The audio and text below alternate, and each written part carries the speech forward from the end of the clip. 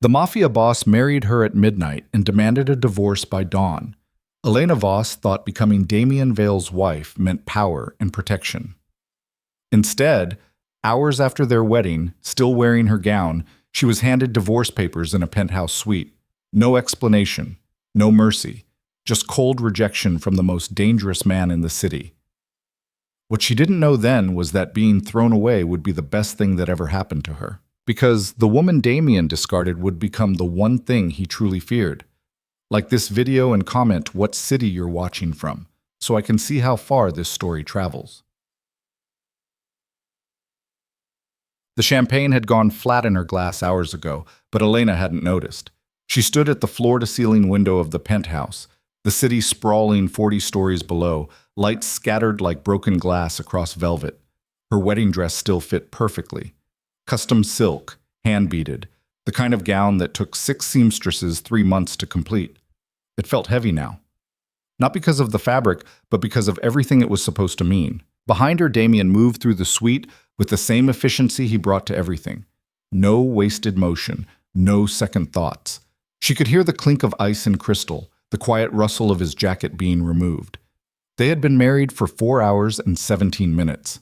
She knew because she'd been counting, waiting for something to shift, waiting for him to look at her the way a husband should look at his wife. He hadn't. "You should sit down," Damien said. Elena turned. He stood near the bar, whiskey in hand, tie loosened but still wearing most of his tuxedo. Even exhausted, he looked like something carved from stone. Sharp jaw, dark eyes, the kind of face that made people nervous in elevators. She'd known what he was when she agreed to marry him. Everyone in the city knew what Damien Vale was. "I'm fine standing," she said. "Suit yourself." He took a drink, and Elena felt something cold settle in her stomach. This wasn't how the night was supposed to go. There should have been more conversation. Maybe not warmth. She'd never expected warmth from him, but at least acknowledgement. Instead, he looked at her the same way he'd looked at the contracts he'd signed earlier that day. Necessary, temporary, already moving past. "The wedding was good," she tried. "Your people seemed pleased." They were meant to be. "And your mother, she looked happy." "She's paid to look happy." Elena's fingers tightened around her glass. "So what now?" Damien set his drink down, crossed the room, stood close enough that she could smell his cologne, something dark and expensive that probably cost more than most people's rent. Up close, she could see the small scar above his left eyebrow, the one he'd gotten in a fight when he was 19. She knew that because his cousin had mentioned it at the reception, laughing, trying to humanize Damien in front of the guests. It hadn't worked. "Now we talk," Damien said. "Okay?" "About the divorce." The word hit her like a fist. Elena actually stepped back, her heel catching on the train of her dress. She didn't fall, but it was close. Damien's expression didn't change. He just stood there, hands in his pockets, waiting for her to process what he'd just said. "The what?" "Divorce. I'm filing tomorrow morning. Actually, my lawyer's filing. You won't need to do anything except sign the papers when they arrive." Elena's mouth opened, but nothing came out. Her brain had stuttered to a halt somewhere between divorce and tomorrow morning. She looked around the suite, at the rose petals scattered across the floor, the champagne still chilling in its bucket, the bed that hadn't been touched. Then back at Damien. "We got married 4 hours ago." "I know. 4 hours, Damien. The timeline doesn't change what needs to happen." "What needs to—" Elena stopped, started again. "What the hell are you talking about?" He moved to the bar, poured another drink. Didn't offer her one. The marriage was necessary. For appearances, for positioning. My family needed to see stability. My rivals needed to see strength. And certain business arrangements required the optics of a conventional personal life. You provided that. But the marriage itself, the actual legal and personal commitment, that part's done now. Done. Yes. We haven't even... She gestured vaguely at the bedroom. "We haven't done anything. I don't need to consummate something I'm dissolving in the morning." Elena felt her face go hot. Not from embarrassment, though there was some of that, but from rage. Pure, clean rage that started in her chest and spread outward until her hands were shaking. "You used me." "Yes." "You married me for show." "Yes." And you didn't think to mention this before the ceremony? Before I stood up in front of 300 people and promised you my life? Damien took a drink. Would you have gone through with it if I had? Of course not. Then that's why I didn't tell you.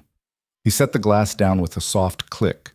You'll be compensated, generously. The settlement will include a lump sum, monthly payments for 2 years, and a property of your choosing within reasonable price limits. You'll also keep the jewelry from tonight, all of it. That should be more than fair. Fair? Elena's voice cracked. You think money makes this fair?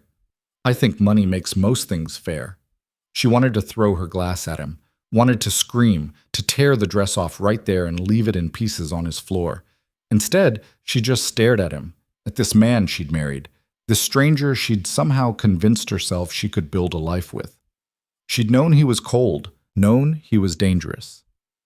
But she'd thought, somewhere deep in the stupid, hopeful part of her brain, that she mattered, that being chosen by Damien Vale meant something. It didn't. Why me? She asked quietly. Why you what? Why did you pick me? There are 1,000 women in this city who would have married you. Prettier ones, smarter ones, women from actual families with actual connections. Why me? Damien looked at her for a long moment.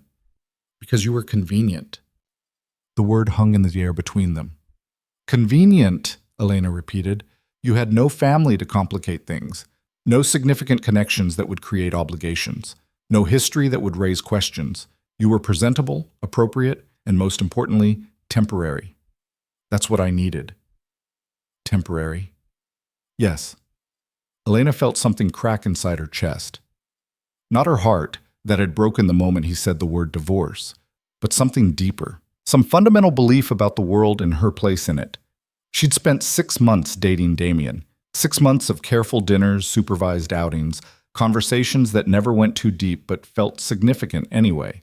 She'd met his mother, his cousins, the men who worked for him. She'd been photographed at his side, mentioned in the same breath as his name, treated like she was building towards something real. And all of it had been a setup for this. I want you out by morning, Damien said. Out. Out of the penthouse, out of the city, ideally, but I won't enforce that. Just out of my immediate vicinity. My people will help you pack. You can take whatever you brought with you, plus the jewelry, plus any personal items you've accumulated. Everything else stays. I don't have anywhere to go. That's not my concern. Elena laughed. She couldn't help it. The sound came out sharp and jagged, almost hysterical. You're really just going to throw me out? Hours after marrying me? The marriage was the goal. The continuation of it would be the problem. Why? What happens if we stay married? What goes wrong in your perfect plan? Damien's jaw tightened, the first sign of real emotion she'd seen from him all night. You become a target. I'm already a target. I married you. Everyone who hates you now hates me too. No, right now you're a prop, a piece of set dressing. Divorce you immediately, you go back to being nobody. Stay married, you become leverage. Something my enemies can use against me. I don't allow leverage. So this is protection? You're throwing me away to protect me? I'm throwing you away to protect my operation. You're a side benefit. The rage came back, hotter this time. Elena crossed the room in 4 steps, got right in his face, close enough to see the tiny flecks of gold in his dark eyes. You're a coward. Excuse me? You heard me. You're a coward. You talk about power and control and not allowing leverage, but what you really mean is you're terrified. Terrified of caring about something. Terrified of letting anyone matter. So you burn everything down before it can burn you. Damien's expression went cold. Colder than before, which Elena hadn't thought possible. You don't know anything about me. I know you're alone. I know that for all your money and your men and your reputation, you're going to die alone because you're too scared to let anyone in. Get out. I'm going, trust me. I'm going, but you're going to regret this. I doubt it. You will. Maybe not today, maybe not next month, but eventually you're going to realize what you threw away, and by then it'll be too late. Damien stepped back, pulled his phone from his pocket, sent a quick message. 30 seconds later, 2 men appeared at the door. Big, professional, the kind of security that didn't ask questions. Escort Mrs. Vale to the guest suite. Help her pack. She leaves in the morning. It's still night, Elena said. Then she leaves soon. The men moved toward her. Elena held up a hand, stopping them. I can walk. She looked at Damien one last time. I hope it was worth it. It was. She turned and left, the men following at a careful distance. The door closed behind her with a soft click, and Elena found herself in the hallway, still wearing her wedding dress, still holding her flat champagne, still trying to process what had just happened. The guest suite was 3 doors down, smaller than the master, but still obscenely luxurious. The men waited outside while Elena went in, closed the door, and finally let herself feel it. The humiliation, the anger, the crushing weight of being wrong about everything. She cried for exactly 10 minutes. Then she stopped, washed her face, and started packing. By dawn, Elena was gone. The apartment Damien's people moved her to was in a building she'd never heard of, in a neighborhood that barely existed on maps. Not dangerous exactly, but anonymous. The kind of place where people didn't ask questions because they didn't want questions asked of them. 15th floor, decent view if you squinted, furniture that looked rented because it was. Elena spent the first 3 days not leaving, not eating much, not doing anything except sitting on the couch and staring at the walls, trying to figure out where everything had gone wrong. She'd been careful, so careful. She'd known what Damien was, what his world required, and she'd molded herself to fit. Laughed at the right jokes, wore the right dresses, never pushed too hard or asked too many questions. And he'd still thrown her away. On the 4th day, she got angry. On the 5th day, she started paying attention. The apartment building had thin walls. Elena could hear her neighbors fighting, laughing, watching television at volumes that suggested hearing loss. But she could also hear other things. Conversations in the hallway, the super talking to someone about late rent, a woman 2 doors down mentioning that her boyfriend worked security for someone important, someone connected. Elena started listening. She learned that the city ran on information. Who knew who owed what, who was rising and who was falling. In Damien's world, she'd been decorative, irrelevant to the actual machinery of power. But here, invisible and discarded, she could hear things she'd never heard before. She learned that Damien's organization was old, traditional, built on fear and violence and the kind of loyalty that came from not having better options. She learned that there were fractures forming, younger men getting restless, territory disputes heating up in ways that Damien either didn't see or didn't care about. And she learned that she wasn't the only person he'd underestimated. The first time Elena left the apartment, it was to buy groceries. Basic survival stuff, bread and milk, and the kind of pasta that came in boxes. She kept her head down, wore sunglasses even though it wasn't sunny, didn't make eye contact. The bodega on the corner had everything she needed, plus a bulletin board covered in handwritten ads for services she didn't recognize. The second time she left, it was intentional. There was a cafe 3 blocks away that stayed open late. Elena had seen it from her window, watched people come and go at odd hours, noticed that the crowd looked different from the usual neighborhood mix. Better dressed, more purposeful. She went in around 11 at night, ordered coffee she didn't want, and sat in the back corner where she could see the door. She watched for 2 hours. Most of the customers were normal, but 3 weren't.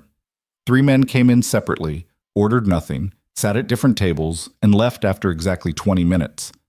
Elena recognized the pattern because she'd seen it before. At the restaurants Damien used for meetings he didn't want to publicize. Neutral ground, rotating schedule, no obvious connection. Someone was using this place for business. Elena went back the next night, and the night after that. By the end of the week, she'd identified 7 different people who fit the pattern. By the end of the month, she'd figured out who they worked for. Lucian Cross. The name meant something in the city, though not the same thing Damien's name meant. Where Damien was old power, Lucian was new strategy. Where Damien used fear, Lucian used incentives. He was building something different, something that looked less like a crime syndicate and more like a corporation, complete with HR policies and profit sharing and none of the casual violence that defined Damien's operation. Elena had heard Damien mention him once at a dinner party months ago. Lucian Cross thinks he can change the game. He can't. He's just too young to know it yet. But watching Lucian's people move through the city, Elena wasn't so sure. They looked different, talked different. There was no swagger, no posturing, just quiet efficiency, and something that looked almost like respect for each other. She started following them. Not closely, not obviously, just enough to learn their patterns, where they went, what they did, how they operated. Elena had always been good at blending in, at making herself forgettable. Now she used it. Dressed like a student, a waitress, a personal assistant, running errands. No one looked at her twice, and slowly, piece by piece, she started to understand how the city really worked. It wasn't about who was loudest or most violent. It was about information, relationships, knowing which threads to pull and which to leave alone. Damien had power because people feared him, but fear was expensive. It required constant maintenance, constant reminders of what happened to people who stepped out of line. Lucian's approach was different. He gave people reasons to cooperate. Better money, better security, the promise of something more stable than the endless cycle of territory wars and revenge killings. Elena found it fascinating. She also found it lonely. 6 weeks after the wedding, she was sitting in the cafe when someone sat down across from her. Elena looked up, startled. The man was young, maybe early 30s, with the kind of face that was hard to pin down. Not handsome exactly, but striking. Sharp cheekbones, pale eyes, dark hair that looked like it had been cut by someone who charged too much. He wore a suit that fit well without trying to impress, and when he smiled at her, it didn't reach his eyes. "You've been watching my people," he said. Elena's stomach dropped. "I don't know what you're talking about." "Yes, you do. You've been here every night for 2 weeks. Same table. Same coffee you barely drink. Same notebook you pretend to write in while you watch the door." He leaned back in his chair. "I'm Lucian Cross, and you're Elena Voss. Or I suppose it's Elena Vale now. Congratulations on the marriage." "It didn't last." "I heard. 4 hours, right? That has to be some kind of record." Elena closed her notebook. "What do you want?" "To talk. Maybe offer you a job." "I don't need a job." "Everyone needs a job, especially people who've been discarded by Damien Vale and are currently living in a subsidized apartment in a neighborhood they'd never heard of 2 months ago." Lucian tilted his head. "How much is he paying you to stay quiet? The settlement, I mean." "That's none of your business." "Fair. But I'm guessing it's generous enough to keep you comfortable and not generous enough to give you options. Damien's good at that, giving people just enough to keep them dependent." He pulled out a business card, slid it across the table. "I'm better at giving people what they need to be independent." Elena looked at the card but didn't touch it. "Why would you want to hire me?" "Because you're smart. You've spent 6 weeks learning how to be invisible, how to watch without being seen, how to move through the city without leaving traces. Those are valuable skills. And because Damien underestimated you, which means he probably told you things he shouldn't have. Pillow talk, casual mentions, the kind of information that seems irrelevant until it isn't. I don't know anything useful." "I think you do. I think you know exactly how Damien thinks, what he values, where his blind spots are. And I think you're angry enough to want to do something about it." Lucian stood up. "Think about it.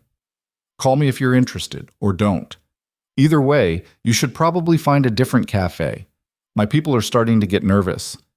He left without paying for anything, which made sense because he hadn't ordered anything. Elena sat there for another 10 minutes, staring at the business card, before finally picking it up. The number was handwritten, personal cell probably, the kind of access that meant something. She put the card in her pocket and went home. For 3 days, Elena did nothing with the card. She went through her routine, grocery shopping and cafe sitting and the long empty hours in her apartment, trying to convince herself that talking to Lucian would be a mistake. Damien had enemies. Getting involved with one of them would make her a target for real, not just theoretically. But on the 4th day she called. Lucian answered on the 2nd ring. "Elena, how did you know it was me?" "I've been waiting for you to call. Took longer than I expected." "I'm cautious." "Good. Cautious is good. Meet me tomorrow, 2 o'clock, the bookstore on 5th and Marion. There's a coffee shop in the back. We'll talk." He hung up before she could respond. The bookstore was one of those aggressively intellectual places that smelled like old paper and sold small batch coffee for $8 a cup. Elena arrived early, bought a book she had no intention of reading, and waited in the coffee shop until Lucian appeared at exactly 2 o'clock. He looked different in daylight, less threatening, almost normal. He ordered tea, which surprised her, and sat down with the kind of relaxed posture that suggested he owned the place. "Thanks for coming," he said. "You didn't give me much choice. You always have a choice. You just don't always like the options." He took a sip of tea. "So, tell me about Damien. What do you want to know?" "Everything. How he thinks, how he operates, what he's afraid of." Elena hesitated. "This feels like betrayal." "It is. But he betrayed you first. And frankly, what I'm asking you to do is give me information I could probably get elsewhere with enough time and money. You're just faster, more direct." Lucian set his cup down. "I'm not trying to destroy Damien. I'm trying to build something better. Something that doesn't require marriages of convenience and discarded wives. But to do that, I need to understand how the old system works. And if I help you, then you become part of the new system with actual power, actual agency, not just a settlement check in an apartment you didn't choose." Elena looked at him for a long moment. "What kind of job are we talking about? Analyst? Advisor? Someone who understands the traditional operations well enough to help me navigate around them. You won't be in danger. You won't be public-facing. You'll just be someone I trust to tell me the truth about situations I don't fully understand. That's it? That's it. For now. And later?" Lucian smiled. "Later, we see what you're actually capable of." Elena thought about the penthouse, the wedding, Damien's face when he told her she was convenient. "When do I start?" "Right now. Tell me about his security." So she did. She told him about the rotations, the blind spots, the cousin who drank too much and talked too freely. She told him about Damien's mother, who was sharper than anyone gave her credit for, and his accountant, who kept 2 sets of books. She told him about the supplier in Brooklyn who was skimming product, and the lieutenant who was sleeping with his boss's ex-wife, and the warehouse in Queens that Damien thought was secret but absolutely wasn't. She told him everything, and with every piece of information, she felt something shift inside her. Not guilt. She'd expected guilt, but instead it felt like waking up, like seeing clearly for the first time in months. When she finished, Lucian was quiet for a moment. Then he said, "You're better at this than I thought." "At what?" "Understanding power, how it moves, where it's weak." He pulled out a phone, sent a quick message. "I'm going to introduce you to some people. They're going to test you, ask you questions, put you in situations, see how you think. If you impress them, we'll talk about making this permanent. And if I don't, then you go back to your apartment and we pretend this never happened. No hard feelings, no consequences." Elena nodded slowly. "Okay. Okay." Lucian stood up. "Someone will contact you within 48 hours. Be ready." He left the same way he'd left the cafe, without ceremony, without looking back. Elena sat there alone, surrounded by books and expensive coffee, feeling like she'd just made a decision she couldn't unmake. She had no idea if it was the right one, but for the first time since the wedding, she felt like she'd made a choice that was actually hers. But the test came 36 hours later. Elena was at home attempting to cook dinner when her phone buzzed with a message from a number she didn't recognize. An address in Midtown. A time. Nothing else. She almost didn't go. The whole thing felt like a setup or a trap, or at minimum a bad idea. But something in her, the same thing that had survived Damien's rejection and the long weeks of isolation, pushed her forward. The address was an office building, new construction, all glass and steel, and the kind of lobby that required 3 forms of ID.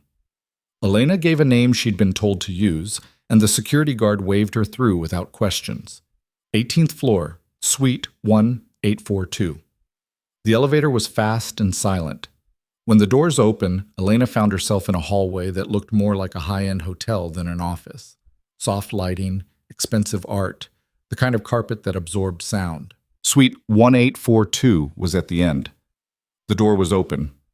Inside, 3 people waited, 2 men and a woman, all around Lucian's age, all dressed like they worked in finance, but carried themselves like they worked in something else entirely. The woman stood up when Elena entered. "Elena Voss, welcome. I'm Sarah Chen, this is Marcus Reed, and that's James Kwan. We work with Lucian. He's told us about you." "Not too much, I hope," Elena said. Sarah smiled. "Enough to make us curious. Please, sit." Elena sat.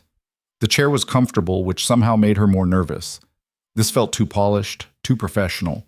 She'd expected something rougher, more obviously criminal. "So," Marcus said, "Lucian thinks you have potential. We're here to see if he's right."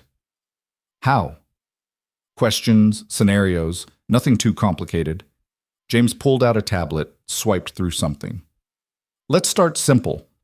You're trying to move a high-value asset through the city without attracting attention. What's your approach?" Elena blinked. "What kind of asset? Does it matter?" "Yes. Documents, you use a courier. Money, you use multiple small transfers. People, you use misdirection." "Explain misdirection." "You create a second, more obvious movement that draws attention. Maybe a loud, visible convoy that looks important but carries nothing. While everyone's watching that, your actual asset moves quietly through a completely different route." Sarah nodded. "Good. Next scenario. You have information about a rival operation, solid intelligence, verified. Do you use it immediately or wait?" "Depends on the information and the goal." "Elaborate." Elena thought about it. "If it's time-sensitive, something that becomes useless if you don't act fast, you use it. If it's structural, something about how they operate, you wait. You watch. You see if they make the same mistake twice, because that tells you it's a pattern, not an accident. Patterns are more valuable than single opportunities." "Why?" "Because patterns tell you how someone thinks. And if you know how someone thinks, you can predict what they'll do. Prediction is power." Marcus and James exchanged a look. Sarah just smiled. They asked her 20 more questions. Some were straightforward, about logistics and security. Others were more abstract, about decision-making and risk assessment. Elena answered as honestly as she could, drawing on everything she'd learned from watching Damien, from listening to his people, from her weeks of invisible observation. By the end, she was exhausted. "Last question," Sarah said. "Why should we trust you?" "You shouldn't," Elena said. "Not yet. I'm Damien Vale's ex-wife. I have every reason to want revenge, which makes my motivations questionable. I have no formal training, no proven track record, and no guarantees that I won't flip back to his side if he offers me a better deal." She paused. "But I'm also invisible. I can move through his world without being recognized, listen without being noticed, and I understand how he thinks better than anyone you're going to find. Those are valuable assets. Whether they're valuable enough to offset the risk, that's your call." Silence. Then Sarah laughed. "I like her." "Me too," James said. Marcus stood up, offered his hand. "Welcome to the team. Lucian will be in touch with details. For now, go home, get some rest. Starting next week, you're going to be busy." Elena shook his hand, still processing. "That's it?" "That's it. You passed." "What was I being tested on?"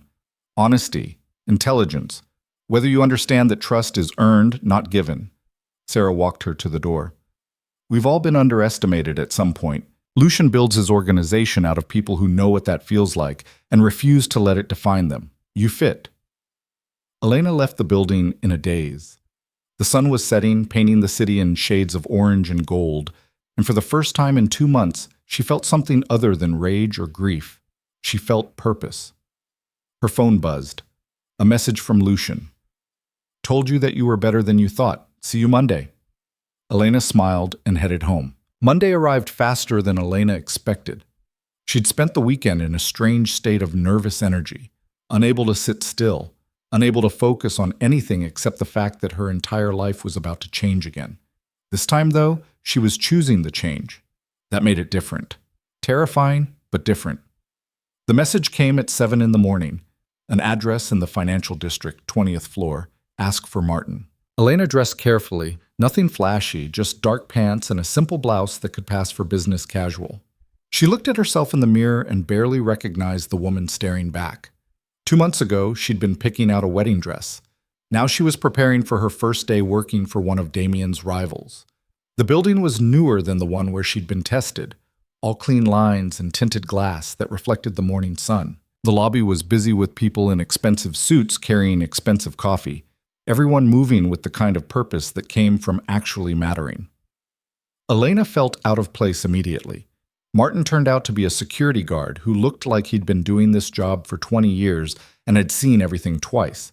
He checked her ID, made a phone call, then handed her a temporary badge. 20th floor. Someone will meet you.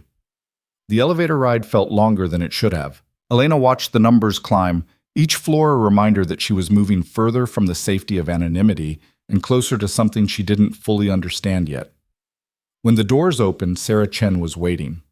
Right on time, Sarah said. Good. Lucian hates lateness. Is he here? Conference call with Tokyo. He'll be done in an hour. Come on, I'll show you your space. The office was open concept, which Elena had expected, but quieter than she'd anticipated. People worked at sleek desks with multiple monitors, talking in low voices or typing with focused intensity. No one looked up when she passed.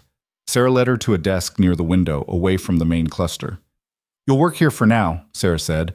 Computer's already set up, login credentials are in the folder. Marcus will come by around 10 to walk you through the systems. Until then, read these. She dropped a stack of files on the desk. Physical files, paper and ink, which seemed almost quaint in an office full of screens. Elena picked up the top one. It was labeled Operational Structures, Comparative Analysis. What am I looking for? Patterns, weaknesses, anything that seems off. You spent 6 months adjacent to Damien's operation. You know how traditional organizations move. We need you to tell us where the gaps are between what they say they do and what they actually do. Sarah left before Elena could ask more questions. She sat down, opened the first file, and started reading. The documents were dense: financial records, surveillance reports, organizational charts that looked more like spiderwebs than hierarchies. But as Elena read, things started clicking into place. She recognized names, connections, the way money moved through shell companies and legitimate businesses. It was all there, mapped out with a precision that made her realize Lucian's operation was far more sophisticated than she'd understood. By the time Marcus appeared, she'd filled 3 pages with notes. Finding anything interesting? He asked. You already know about the warehouse in Queens. We do. What else? The accountant, the one keeping 2 sets of books. He's not skimming for himself. He's covering for someone higher up. Probably Damien's cousin, the one who drinks. The numbers are too clean for someone working alone. Marcus pulled up a chair. Show me. Elena walked him through it, pointing out the discrepancies, the timing of certain transfers, the way expenses were categorized.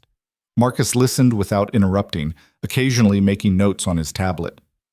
Good catch, he said when she finished. We suspected the cousin, but we didn't have the proof. This gives us leverage. For what? Recruitment.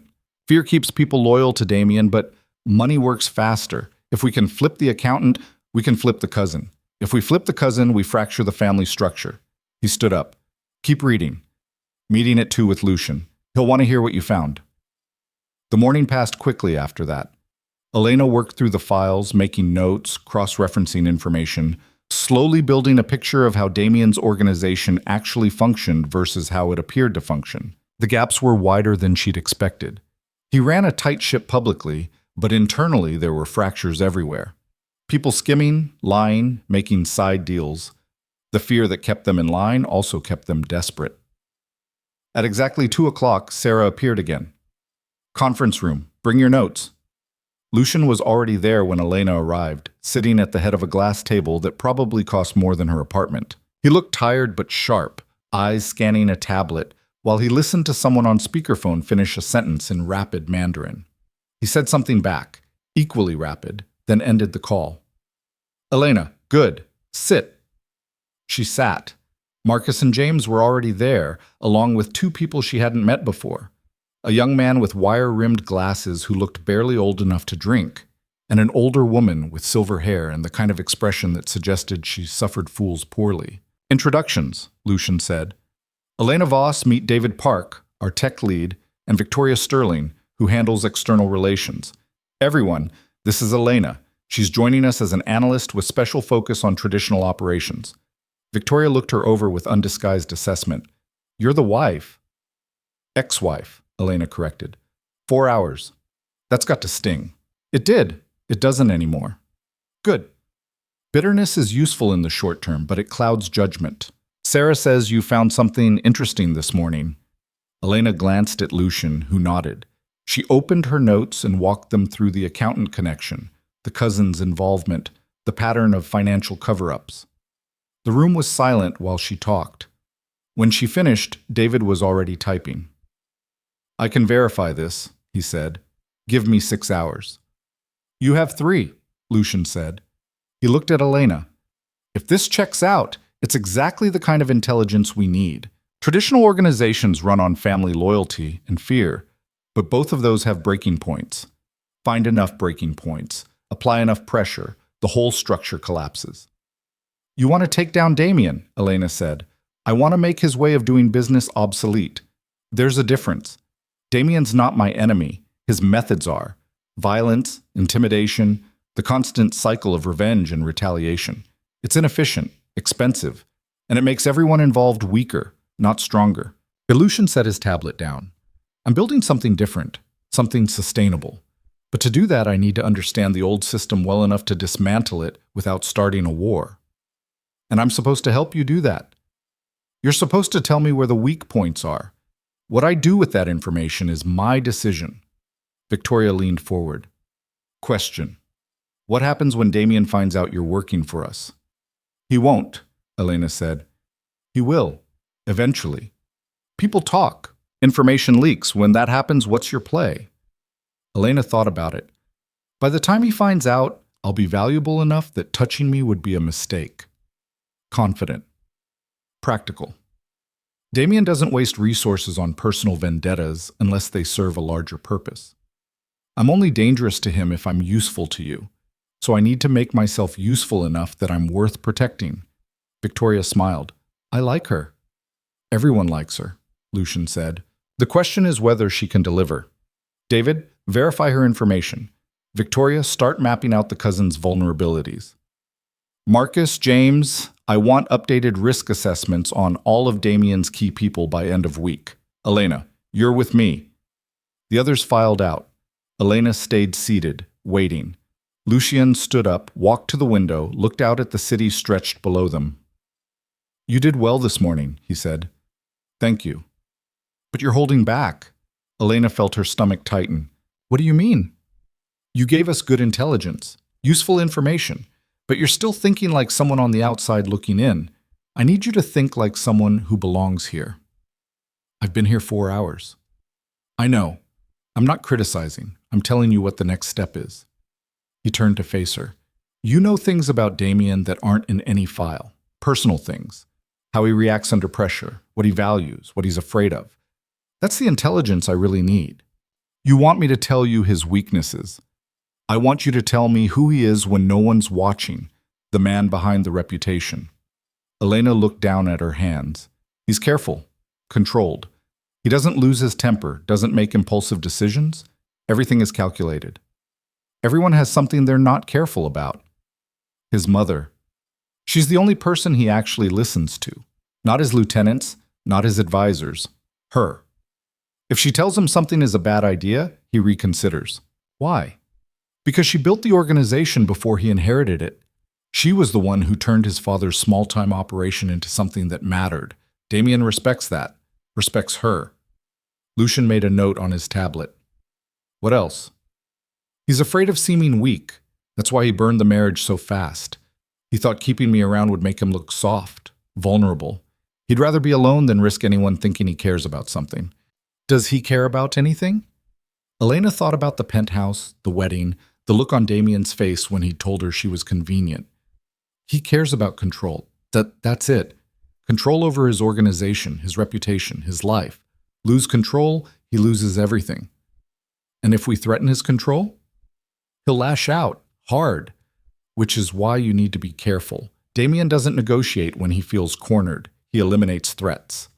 Lucian sat down across from her. "That's exactly the kind of insight I need, not facts I can find in a file. Understanding, context." He paused. "This is going to get complicated. You know that, right?" "I figured." "Damien's going to find out eventually that you're working with me. When he does, he's going to come after you. Not physically, probably, but he'll try to discredit you, isolate you, make you seem unreliable. You need to be ready for that." "I am." "Are you?" Because it's one thing to want revenge. It's another thing to actually stand in front of someone who destroyed you and not flinch. Elena met his eyes. He didn't destroy me. He tried. But I'm still here. Lucian smiled. Good answer. The next 3 weeks were a blur. Elena fell into a routine that felt almost normal. She'd arrive at the office by 8, spend her mornings analyzing files and reports, her afternoons in meetings where she translated traditional organizational behavior into strategies Lucian could use. She learned the rhythms of the operation, the way decisions got made, the unspoken hierarchies that governed who spoke when. She also learned that Lucian's organization was nothing like Damien's. There was no fear here. People disagreed openly, challenged each other's ideas, admitted mistakes without worrying about consequences. It was strange at first, almost uncomfortable. Elena kept waiting for someone to get punished for speaking out of turn, for offering criticism, for being wrong, but it never happened. We're not running a dictatorship, Sarah explained one afternoon when Elena mentioned it. Fear makes people obedient, but obedience isn't the same as competence. Lucian wants people who think, who question, who make the operation better by refusing to accept the status quo. Doesn't that create chaos? Sometimes, but chaos is better than stagnation. Damien's organization works the same way it did 20 years ago because no one's allowed to suggest improvements. We're constantly evolving because everyone's encouraged to find better ways. It made sense. It also made Elena realize how trapped she'd felt in Damien's world without knowing it. She'd been so focused on fitting in, on not making waves, that she'd never questioned whether the way things were was the way things should be. Here, questions were expected. By week 4, Elena had become a regular presence in strategy meetings. Lucian would present a situation, usually something involving Damien's organization or another traditional operation, and ask her to walk through how the other side would respond. At first, she'd been hesitant, worried about being wrong. But Lucian didn't punish wrong answers. He just asked why she thought that way, what assumptions she was making, whether there were other possibilities. It was like being taught how to think instead of what to think. You're getting better at this, Victoria said after one particularly long meeting. They were in the break room, making coffee that tasted like actual coffee instead of cafeteria sludge. When you started, you were giving us facts. Now you're giving us analysis. Is that good?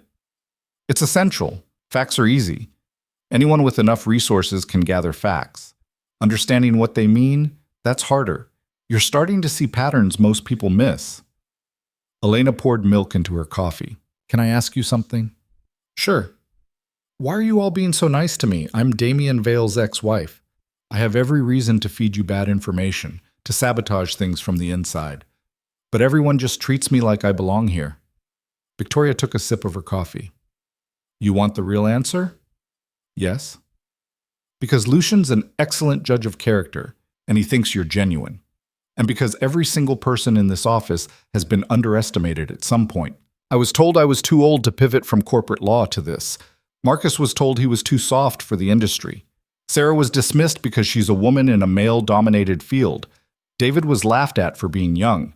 We all know what it feels like to be written off. She set her cup down. Damien threw you away because he thought you were disposable. We're betting you're not. What if you're wrong? Then we learn from it and move on. But I don't think we're wrong.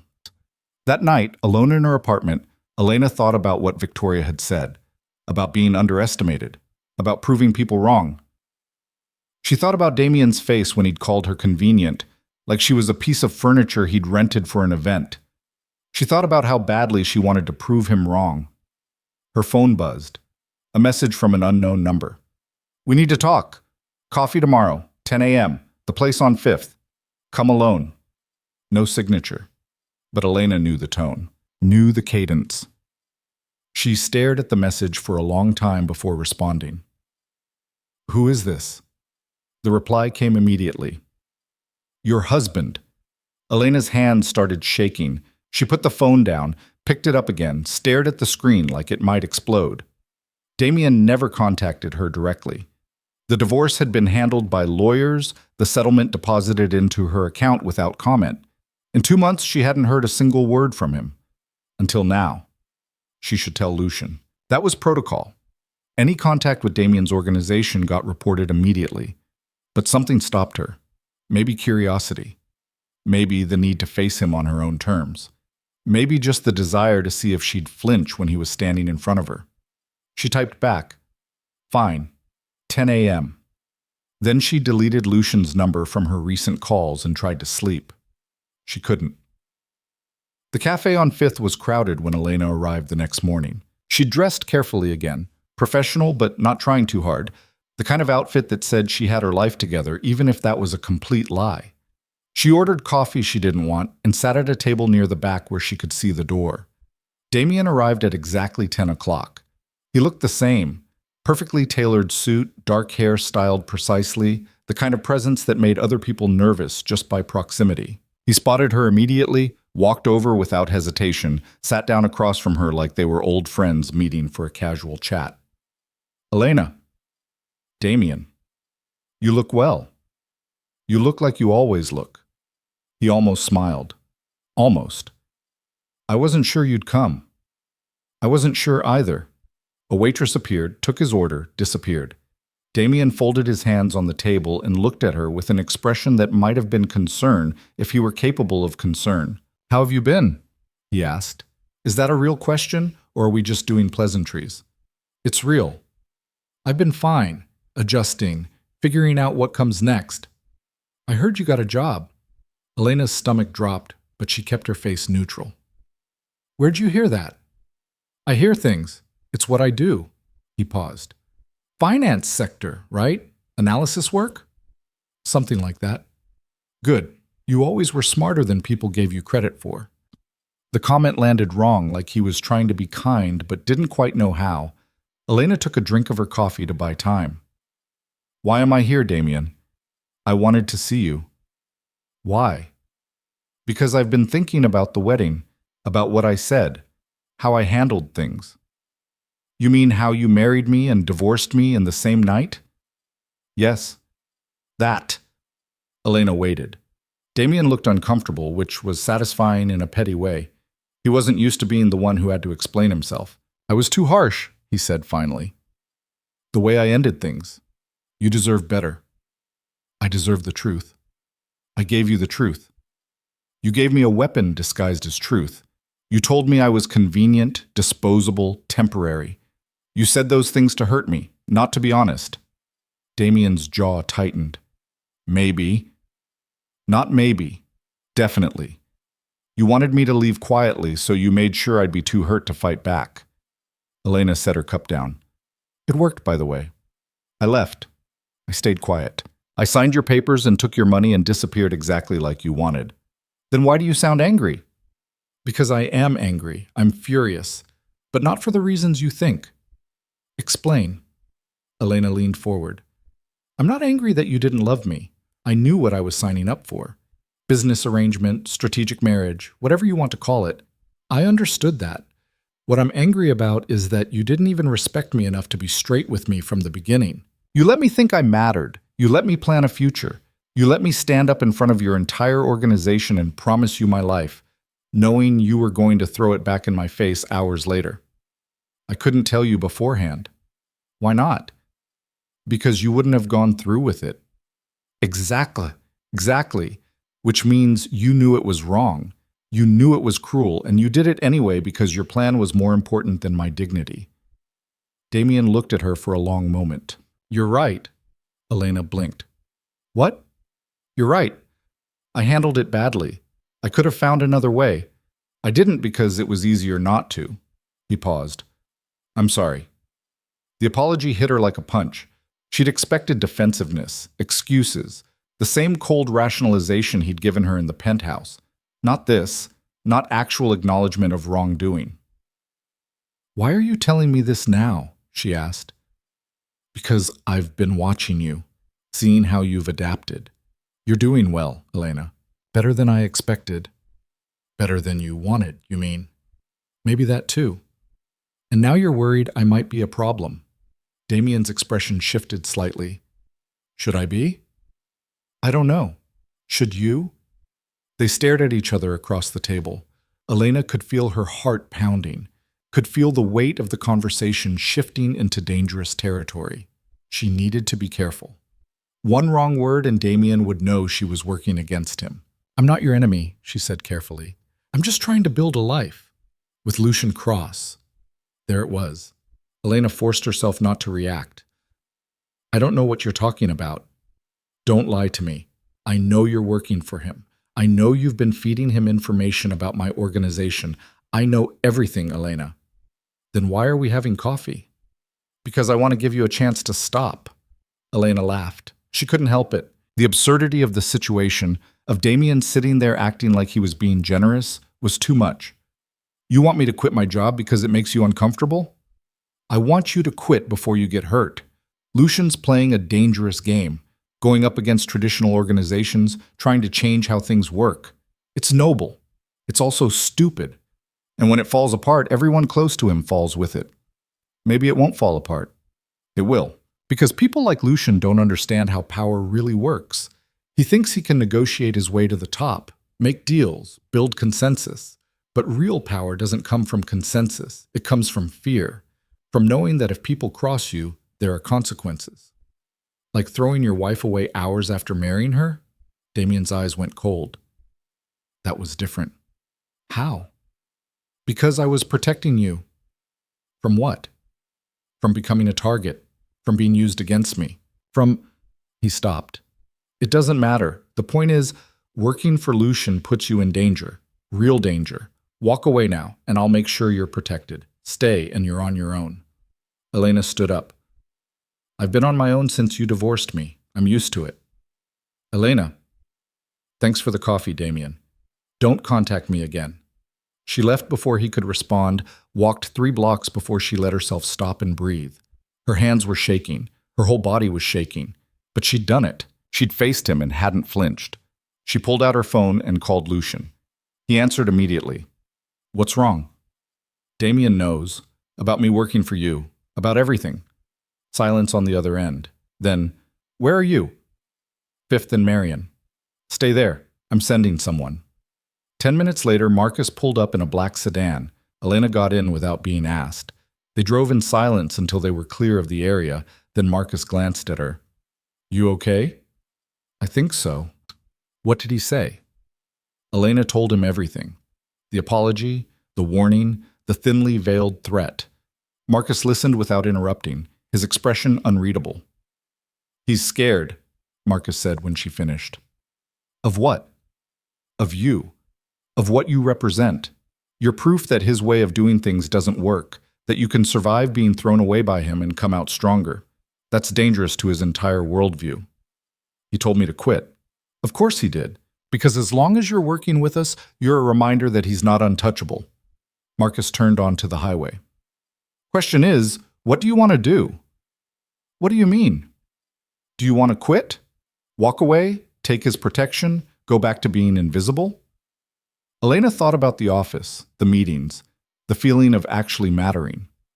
"No." "Then we protect you, starting now." "How?" "You move. New apartment, better security, closer to the office. You don't go anywhere alone. You check in twice a day, and you tell us immediately if Damien or anyone from his organization contacts you again." "That sounds like witness protection." "It's smart protection. Damien made a move today, showing up, making threats. That's him testing you, seeing if you'll crack. You didn't, but he's not going to stop there." They pulled up to the office. Lucian was waiting in the lobby. He looked more serious than Elena had ever seen him. "Come on," he said. "We need to talk."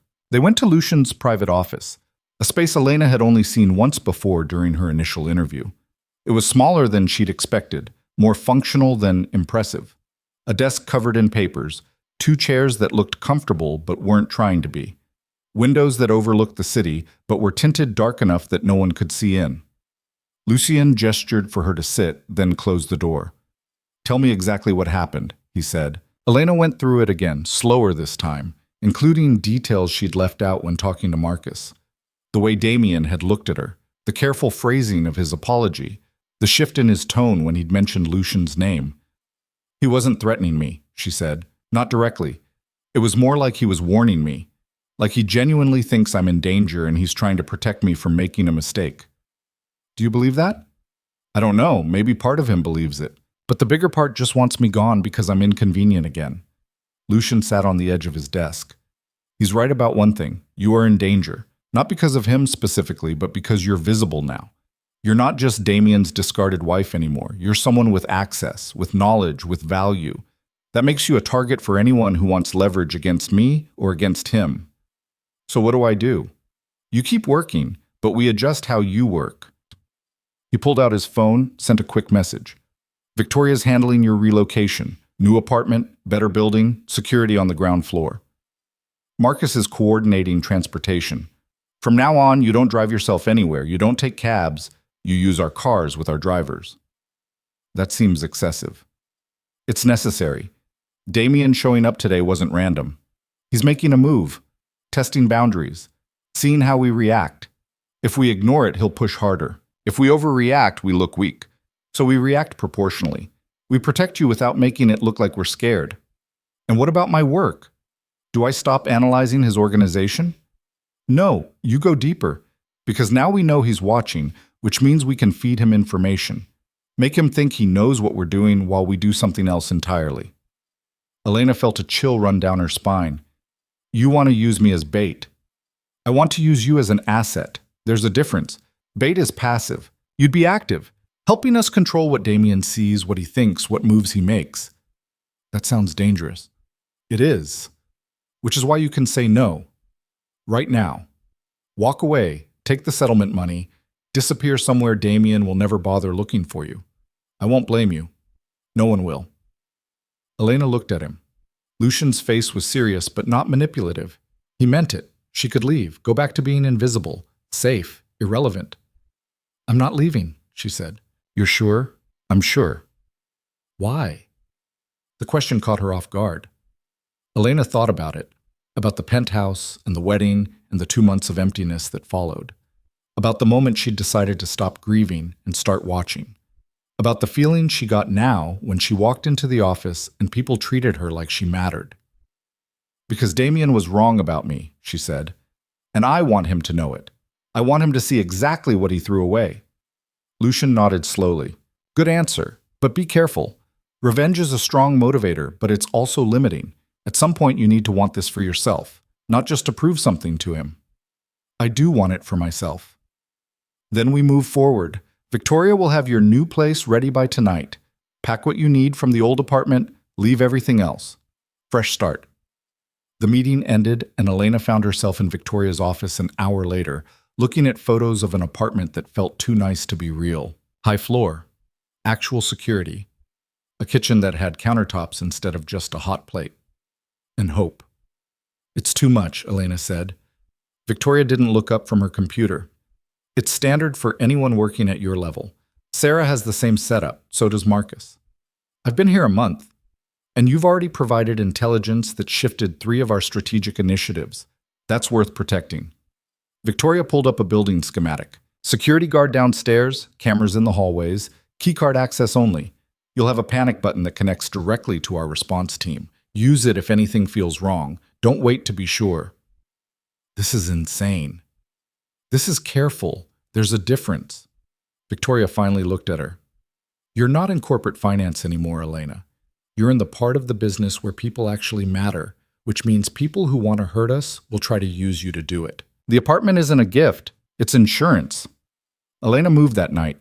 2 of Lucien's security people helped her pack the few things she'd accumulated in the old place, mostly clothes and books and a plant she'd bought in a moment of optimism that had since died from neglect. The new apartment was 15 floors higher and felt like a different world. Clean, secure, the kind of place where the neighbors probably didn't scream at each other at 2 in the morning. She unpacked slowly, putting things in drawers that actually closed properly, hanging clothes in a closet that had real hangers. It felt surreal. 3 months ago, she'd been planning a wedding. Now she was living in a secure apartment provided by her ex-husband's rival while working to dismantle everything Damien had built. Her phone rang. Sarah. You settled in? Getting there. Good. Lucian wants you in early tomorrow, 6 a.m. Something came up. What kind of something? The kind we talk about in person. Get some sleep. Elena didn't sleep. She tried, but her brain wouldn't stop running through scenarios. Damien knowing she worked for Lucian. Damien making moves, Damien doing whatever Damien did when people became problems. She stared at the ceiling until her alarm went off, then gave up and got ready. The office was almost empty when she arrived at 6. Just Lucian, Sarah, and David in the main conference room, surrounded by laptops and files and the kind of organized chaos that suggested they'd been there for hours. "Coffee's fresh," Sarah said without looking up. Elena poured herself a cup and sat down. "What happened?" Lucian turned his laptop around. The screen showed a news article, local outlet, small headline. "Accountant found dead in apparent suicide." Elena's stomach dropped. "The accountant? Damien's accountant?" "The same one you identified 4 weeks ago. The one keeping 2 sets of books." "When did this happen?" "Last night. Around midnight. Pills and alcohol, staged to look like he couldn't handle the pressure." David pulled up another screen. "Except the surveillance cameras in his building went offline at 11:30, came back online at 12:15. Whoever did this was professional." "Damien found out we were looking at him," Elena said quietly. "That's the assumption, but here's the interesting part." Lucian pulled up another file. "Before he died, the accountant sent an email, time-stamped at 11:45. 15 minutes after the cameras went down, 30 minutes before the official time of death." "What did it say?" "It's encrypted. David's working on it. But the fact that he sent it at all suggests he knew something was coming. Maybe he was trying to protect himself. Maybe he was trying to give someone else information." Lucian closed the laptop. "Either way, Damien just showed us he's willing to kill his own people to protect his operation." Elena felt cold. She'd known Damien was dangerous, known he ran an organization built on violence, but knowing it abstractly and seeing the direct evidence were different things. "You think this is because of what I told you?" "I think this is because Damien's under pressure and he's eliminating vulnerabilities. Whether that's connected to your information or something else, we don't know yet." "But it might be." "It might be," Lucian agreed, "which is why we're accelerating the timeline. No more slow analysis. We need to move now before Damien cleans house completely." "Move how?" Sarah spread out a series of organizational charts. "We've identified 3 key people in Damien's operation who are vulnerable to recruitment. The cousin you mentioned, a lieutenant named Torres, who's been passed over for promotion twice, and a woman named Chen, who handles procurement. If we can flip all 3, we fracture his inner circle enough that he can't operate effectively. And if we can't flip them, then we isolate them, make them radioactive, force Damien to cut them loose, which creates resentment and instability." Sarah pointed to the cousin's photo. "We start with him. He's the weakest link. Gambling debts, drinking problem, pressure from his family. Give him a way out and he'll probably take it." Elena studied the chart. "His name's Robert Vale. He's Damien's mother's sister's son. She adores him, which is the only reason Damien tolerates him." "What else?" "He's not stupid. Weak, yes, but not stupid. If you approach him wrong, he'll run straight to Damien out of fear. You need to make it seem like helping you is safer than staying loyal." Victoria walked in carrying food from somewhere that smelled expensive. "Did I miss the strategy session?" "Just started," Lucian said. "Elena was about to tell us how to flip Robert Vale." Elena took a breath. "You don't approach him directly. You approach his girlfriend. Her name's Michelle. She's a law student, smart, ambitious, completely aware that Robert's going nowhere. She's with him because he's connected, but she's not loyal to Damien. Convince her that Robert's safer with you, she'll convince Robert." "How do we convince her?" "Money, security, and the promise that when this is over, she'll have connections that actually matter instead of just a boyfriend with a famous last name." Victoria smiled. "I like it. I'll make contact." "Carefully," Elena said. "Michelle's smart enough to smell a setup. You need to make it look organic. Mutual friend introduction. Casual conversation. Let her think it's her idea." "I've done this before," Victoria said dryly, "but thanks for the advice." The meeting ran for another 2 hours. They mapped out approaches for each target, identified backup plans, discussed contingencies. By the time it ended, Elena's head was spinning with details and possibilities. She went back to her desk, tried to focus on the regular work, but couldn't stop thinking about the accountant. She pulled up the news article again, read it 3 times. The official story was suicide, depression, work stress. But the details were wrong. The accountant had a daughter graduating college next month. He just bought tickets to her ceremony. People planning to die don't buy tickets to future events. Her phone buzzed. Unknown number. She stared at it, debating whether to answer. Could be spam. Could be something worse. She answered. Elena Voss? The voice was female, unfamiliar, nervous. Who is this? My name is Jennifer Chang. I'm an attorney. I represent the estate of Richard Morrison. The accountant. Elena sat up straighter. I'm listening. Mr. Morrison left instructions that if anything happened to him, certain materials should be delivered to certain people. Your name is on his list. What kind of materials? I can't discuss that over the phone. Can you meet me tomorrow, 2 p.m., my office? Where? The attorney gave an address downtown. Elena wrote it down, mind racing. How did Mr. Morrison know my name? I can't answer that. Tomorrow at 2, Ms. Voss. Come alone. The line went dead.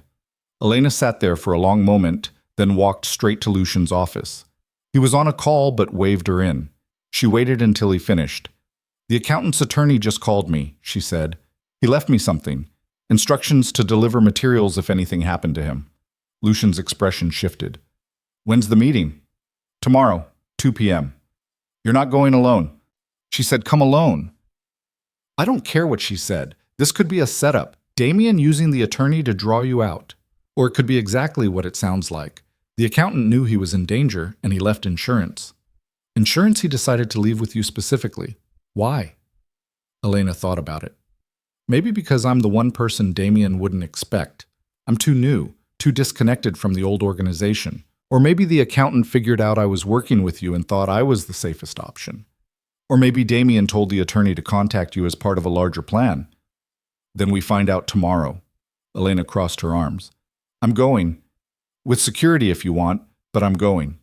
Lucian studied her. You're getting bolder. I'm getting tired of being scared.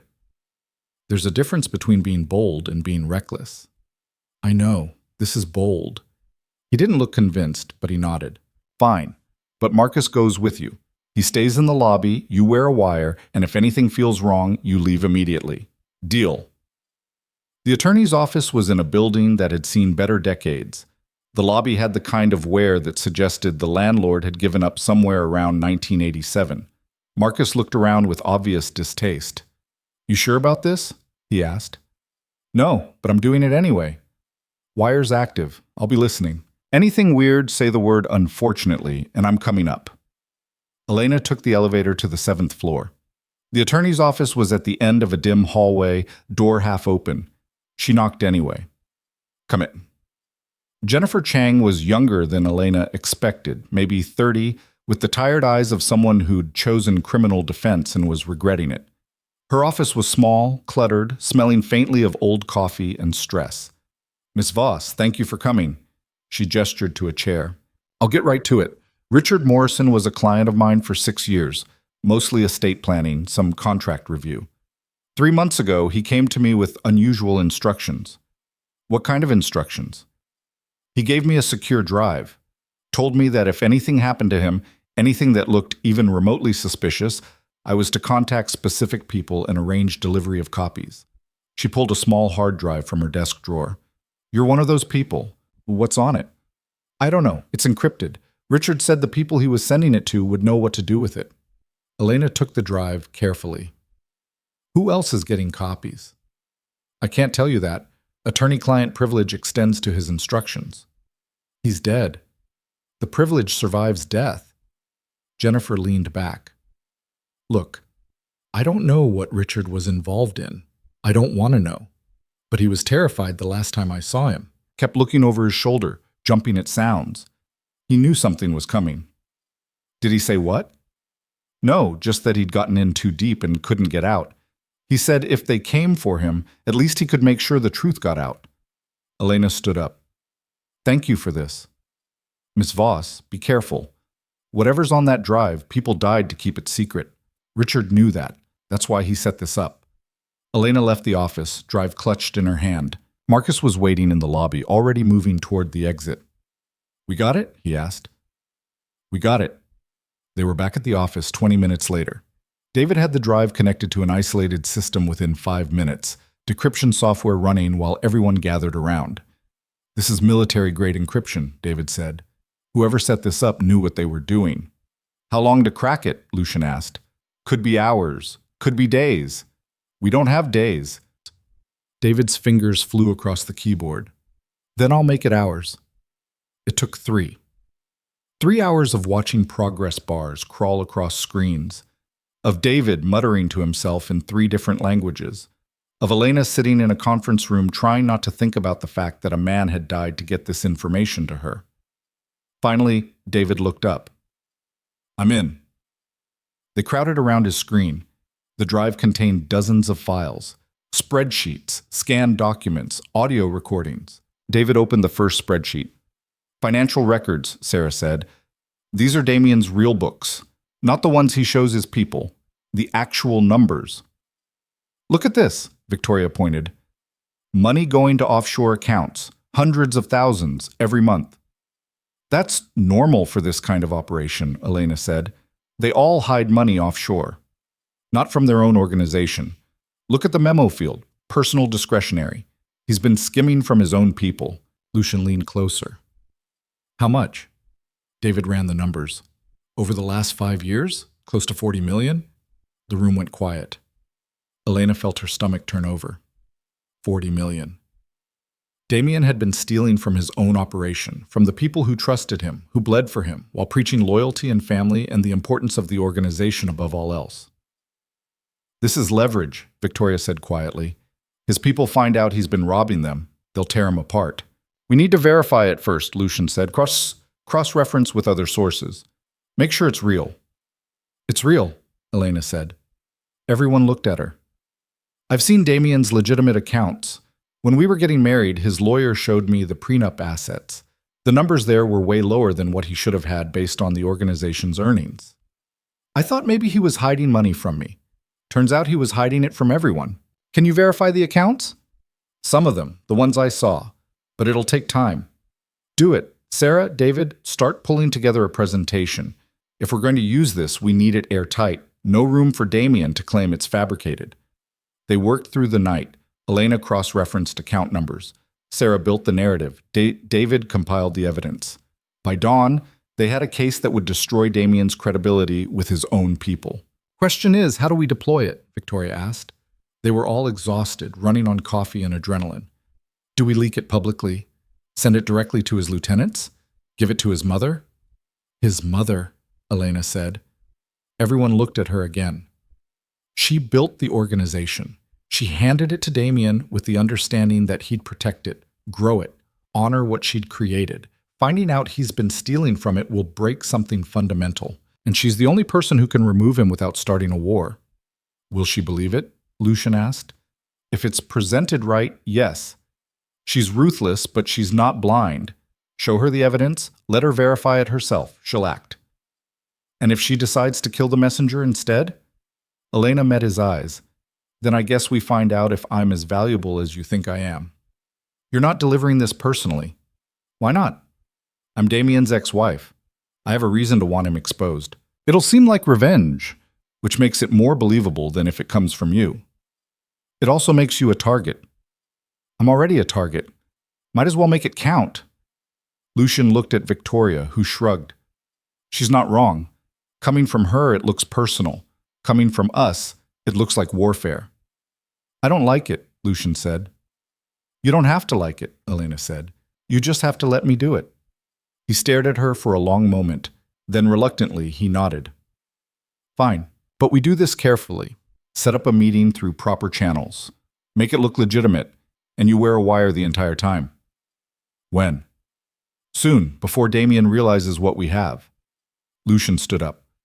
"Everyone gets some rest. We move on this in 48 hours. Elena went back to her apartment, collapsed on her couch, and stared at the ceiling.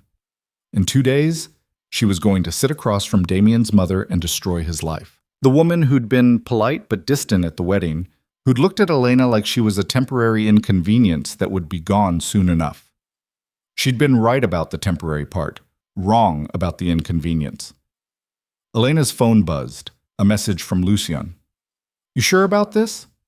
She typed back, "No, but I'm doing it anyway." His response came immediately. "Good. Get some sleep. You're going to need it." Elena closed her eyes. She didn't sleep, but she tried. The meeting with Damien's mother took 2 days to arrange, which felt like 2 years. Victoria handled the outreach, positioning it as Elena wanting to personally apologize for any disruption the divorce had caused to the family. Formal, respectful.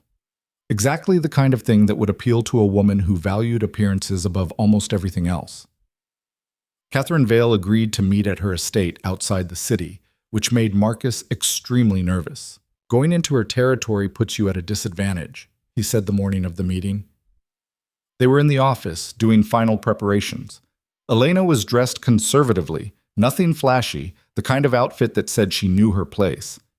"You'll be surrounded by her security, her people, playing by her rules." "That's exactly why she'll listen," Elena said.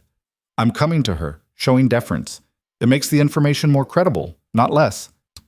Sarah adjusted the wire hidden under Elena's blazer. "Audio's clean. We'll hear everything. If anything goes sideways, Marcus will be a quarter-mile away. 5 minutes response time, maybe less if he breaks traffic laws." "Which I will," Marcus confirmed. Lucian had been quiet all morning, standing by the window with his coffee, watching the city wake up. Now he turned around. "Last chance to back out." "I'm not backing out."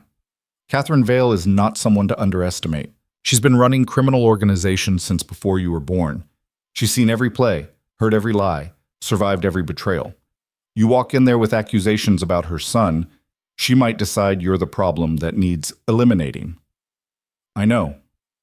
"Do you?" Because knowing it intellectually and feeling it when you're sitting across from her are very different things. Elena picked up the folder containing the evidence. Copies, not originals. David had the originals in 3 separate secure locations. "I watched Damien throw me away like I was nothing. I survived that. I can survive his mother." "Surviving isn't the same as winning." "Then I'll do both." The drive to Catherine's estate took 40 minutes through increasingly rural roads. The house, when it finally appeared, was exactly what Elena expected. Old money architecture trying to look humble and failing. Stone walls, manicured gardens, security cameras disguised as decorative lighting. Marcus dropped her at the gate. "Wire's active," he said. "Say the word, and I'm coming in." "I'll be fine." "That's not what I said." Elena got out of the car and walked to the intercom. A voice answered immediately, professional and cold. She gave her name. The gates opened. The walk to the front door felt longer than it was. Elena could feel cameras tracking her movement, could sense the security she couldn't see. This was Catherine's kingdom, built over decades of careful violence and strategic marriages. One wrong word, and Elena wouldn't make it back to the gate. The door opened before she could knock. A man in his 50s, military bearing, no expression. He gestured for her to follow without speaking. They walked through rooms that probably had names, past furniture that cost more than most people's houses, into a sitting room where Catherine Vale waited. She looked exactly like she had at the wedding. Mid-60s, silver hair styled perfectly, wearing clothes that whispered wealth instead of shouting it. She sat in a chair that might have been a throne in another life, hands folded in her lap, expression unreadable. "Elena, how unexpected to hear from you." "Mrs. Vale, thank you for seeing me." "I almost didn't. My son was very clear that you were no longer part of this family." I'm not. I'm not here as family. I'm here as someone who owes you an explanation." Catherine's eyebrow raised slightly. "For what?" "For what I'm about to show you." Elena set the folder on the table between them. "Before I do, I need you to understand something. This isn't revenge. This isn't me trying to hurt Damien because he hurt me. This is me trying to protect what you built." Interesting phrasing, considering you were married to my son for approximately 4 hours. "Which is exactly why I know I don't matter to you. But the organization does, the legacy does. What your family has built over 40 years matters. And you think it needs protecting from my own son. I think it needs protecting from what your son has been doing." Catherine didn't move, but something shifted in her expression, a sharpness. "Show me." Elena opened the folder, pulled out the first document, a summary sheet that David had prepared showing the overview of the financial discrepancies. She slid it across the table. Over the last 5 years, Approximately $40 million has been moved from the organization's accounts into personal holdings controlled solely by Damien. Money that should have been reinvested, distributed, used to strengthen operations. Instead, it was diverted. Catherine picked up the paper. Read it slowly. Her face showed nothing. These are serious accusations. They're not accusations, they're facts. The supporting documentation is in the folder. Account numbers, transaction dates, transfer records, all of it verified. Verified by whom? Independent financial analysts, people with no connection to your organization or to mine. Yours! Catherine set the paper down.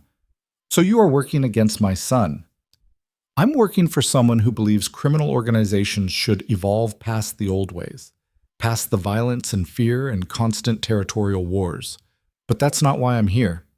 I'm here because what Damien's been doing threatens everything you built, regardless of who benefits from exposing it. Why should I believe this is real? You could have fabricated all of it. I could have, but you can verify it yourself. The account numbers are real. The transactions are real. Have your own people look into it. If I'm lying, you'll know within 48 hours. Catherine stood up, walked to the window, looked out at her gardens, her estate, the physical manifestation of decades of calculated decisions. Elena waited, barely breathing, aware that the next few minutes would determine whether she walked out of here or disappeared. My son married you for strategic purposes, Catherine said without turning around, to present a certain image to certain people at a critical time. The marriage was never meant to last. You understand that, yes? I do now. And yet you seem personally invested in his downfall. I'm invested in the truth. What he did to me was cruel, but it was honest in its own way.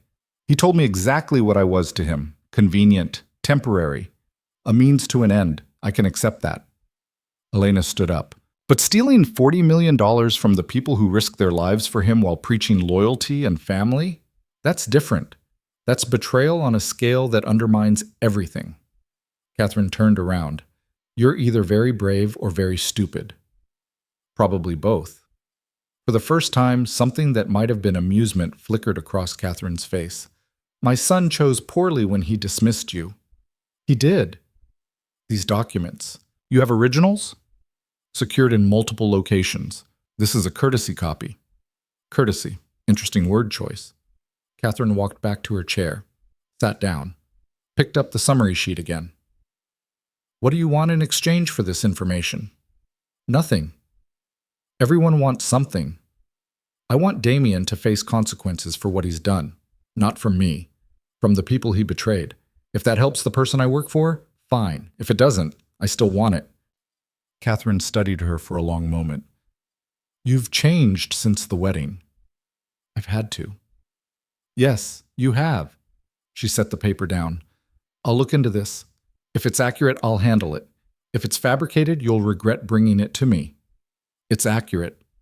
Then we'll speak again soon. You can see yourself out.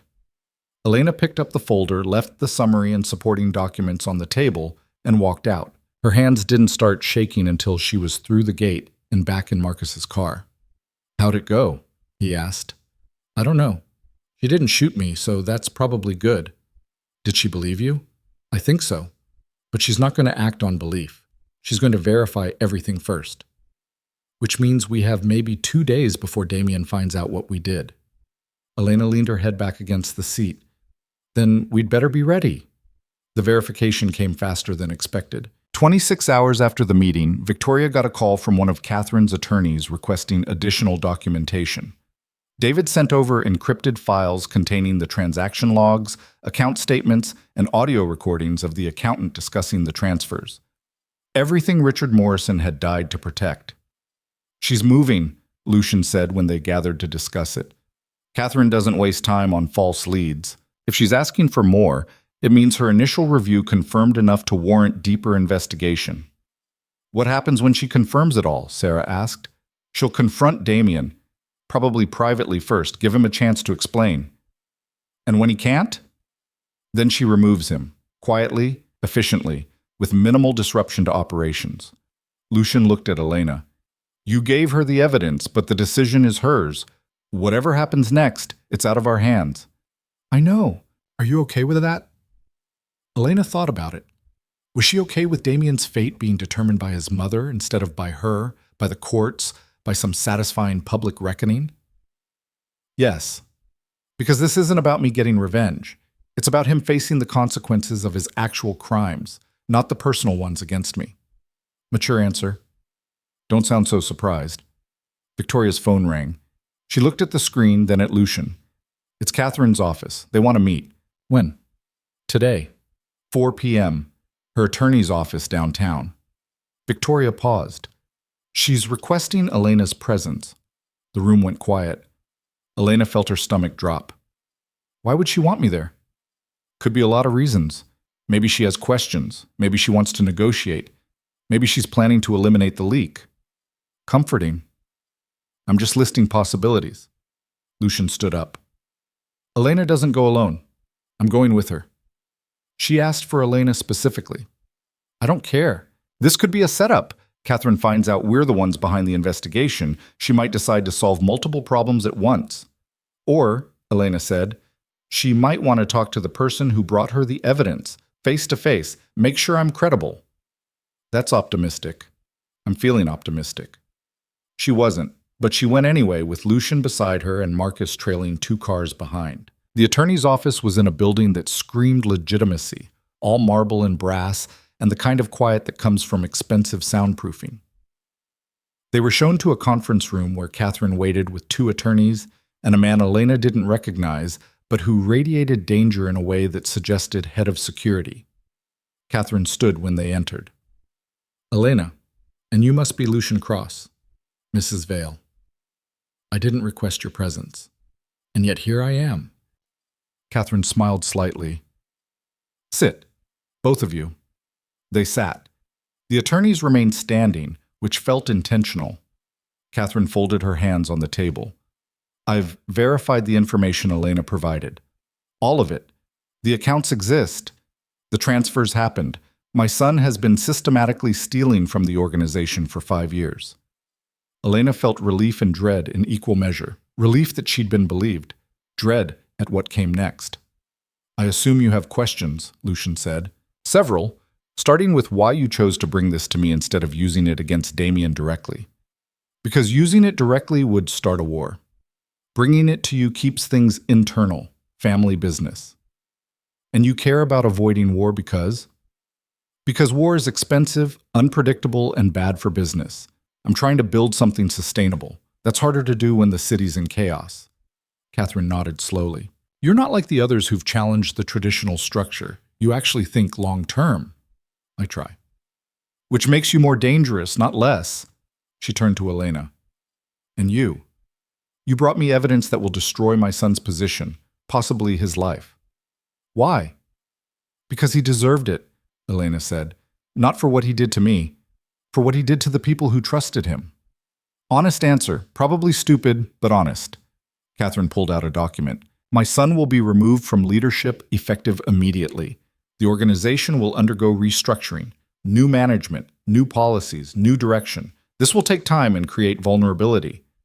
You're worried someone will move against you during the transition, Lucian said. I'm certain someone will. Probably multiple someones. Which brings me to my proposal. She slid the document across. A temporary alliance, your organization and mine. Mutual protection during the restructuring period. You help me stabilize things. I help you establish legitimacy in circles that currently see you as an upstart. Lucian picked up the document. Read it. This is more than temporary. The protection agreement is temporary, 6 months. The consultation arrangement is longer, 2 years, renewable. I'm old, Mr. Cross. I built this organization, but I won't live forever. When I'm gone, I'd rather see it evolve into something sustainable than collapse into warfare. You're positioned to help with that evolution. What about Damien? Damien will be handled, internally. You need not concern yourself with the details. Elena felt cold. What does handled mean? Catherine looked at her. It means he'll be removed from power and prevented from retaliating. The specifics are not your concern. I didn't bring you this information so you could kill him. I'm not going to kill him. He's my son. But I'm also not going to let him destroy what I've built. There's a difference between family and business, Elena. I thought you'd learned that. I have, but I need to know he'll be safe. He'll be alive. That's as much safety as he deserves after what he's done. Catherine stood up. Mr. Cross, you have 48 hours to review the agreement and decide. Elena, you're free to go. Thank you for your courage in bringing this forward. They were dismissed. Simple as that. Elena found herself in the elevator, then the lobby, then the car, without quite remembering the transitions. That went better than I expected, Marcus said from the driver's seat. Did it? Elena felt numb. She's going to destroy him. She's going to remove him from power. There's a difference. Is there? Lucian touched her arm. You did the right thing. Damien betrayed his own people. What Catherine does with that information is her decision, not yours. I know. It just feels different now that it's real. Buyer's remorse? Something like that. They drove back to the office. Lucian spent the next day reviewing Catherine's proposal with his attorneys, his advisors, his inner circle. Elena wasn't part of those discussions, which felt right. She'd done her part, delivered the evidence, set things in motion. What happened next was above her level. She tried to go back to regular work, analysis, reports, the comfortable rhythm of information gathering, but she couldn't focus. Couldn't stop thinking about Damien, about what Catherine meant by handled, about whether she'd just signed off on something she'd regret. On the second day, Sarah found her staring at her computer screen without actually seeing it. You okay? I don't know. Want to talk about it? Not really. Sarah sat down anyway. I know what you're feeling. The guilt. The wondering if you did the right thing. I felt the same way the first time I helped take down someone I used to know. How'd you get past it? I reminded myself that consequences aren't the same as punishment. Damien didn't face consequences because of you. He faced them because of what he did. You just made sure the truth came out. That sounds like something Lucian would say. He probably did say it. Doesn't make it wrong. Elena looked at her. What if Catherine kills him? She won't. Catherine's practical. Dead sons create martyrs and succession problems. Removed sons can be controlled, managed, kept quiet. She'll find a way to neutralize him without eliminating him. You sound very sure. I've studied her for 3 years. She's ruthless, but she's not wasteful. Damien's her son. That means something, even to her. The reassurance helped, a little, enough to get Elena through the rest of the day. That night, alone in her apartment, she tried to sleep and failed. Tried to read and couldn't focus. Finally, she just sat by the window and watched the city lights blur into patterns that meant nothing. Her phone rang. Unknown number. She almost didn't answer. Hello? It's me. Damien's voice. Elena's hand tightened on the phone. How did you get this number? Does it matter? I need to talk to you. We have nothing to talk about. My mother's freezing my accounts, locking me out of the organization, and I know it's because of you. It's because of what you did. What I did? What I did was protect this family, build our holdings, make us stronger. You stole $40 million. Silence. Then, she showed you the documents. She verified them. I just gave her the information. Information you got from Richard, who I had to deal with because he was going to expose things that needed to stay hidden. You killed him. I protected the organization. You murdered him to cover your own theft. It wasn't theft. It was strategic resource allocation. Elena laughed. The sound came out harsh, almost hysterical. You're unbelievable. Even now, even when you've been caught, you're trying to spin it as something noble. I'm trying to explain that you don't understand how this works, that money wasn't being stolen. It was being positioned for future use. Investments, opportunities, things that required discretion. Then why didn't you tell your mother? Why hide it if it was legitimate? Because she wouldn't have understood. She's too old, too stuck in the traditional ways. She doesn't see what I see. What you see is your own greed dressed up as vision. You don't know anything about me. I know you're terrified. I can hear it in your voice. You're about to lose everything, and you're calling me because you think I can somehow stop it. Can you? No. Elena, please, I know I hurt you. I know the way I ended things was cruel, but this is different. This is my life, my future. If my mother removes me, I'm nothing. You should have thought about that before you betrayed everyone who trusted you. I never betrayed anyone. I did what was necessary. Keep telling yourself that. Maybe eventually you'll believe it. Elena stood up, paced to the window. You threw me away like I was garbage, Damien. You married me for show and divorced me for convenience. And now you're calling me, asking for help, like I owe you something. I'm not asking you to do it for me. I'm asking you to do it because you're better than this, better than revenge. This isn't revenge. This is justice. There's a difference. Is there? Because from where I'm standing, it looks like you're working with my enemies to destroy me. Your enemies didn't steal from their own people.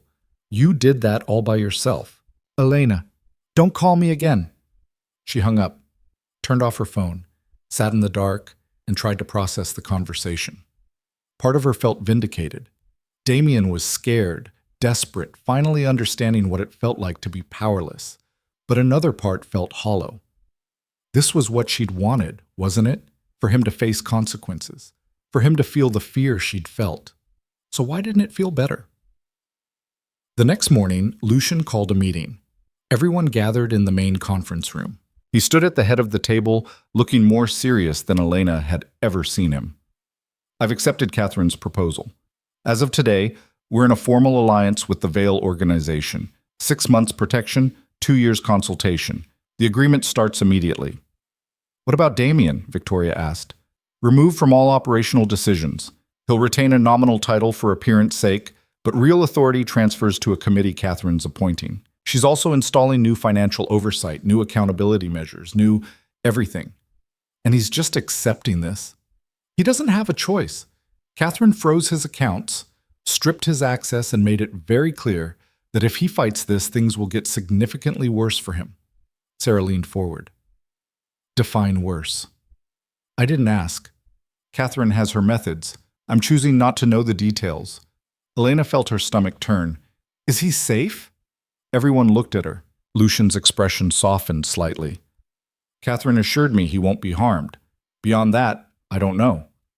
But you're okay with not knowing. I'm okay with staying out of internal family business. What Catherine does with her son is not my concern. What matters is that the alliance gives us stability, legitimacy, and protection during a vulnerable time. At what cost? At the cost of aligning with a traditional organization we've spent years trying to undermine. It's not perfect, but it's strategic. He looked around the table.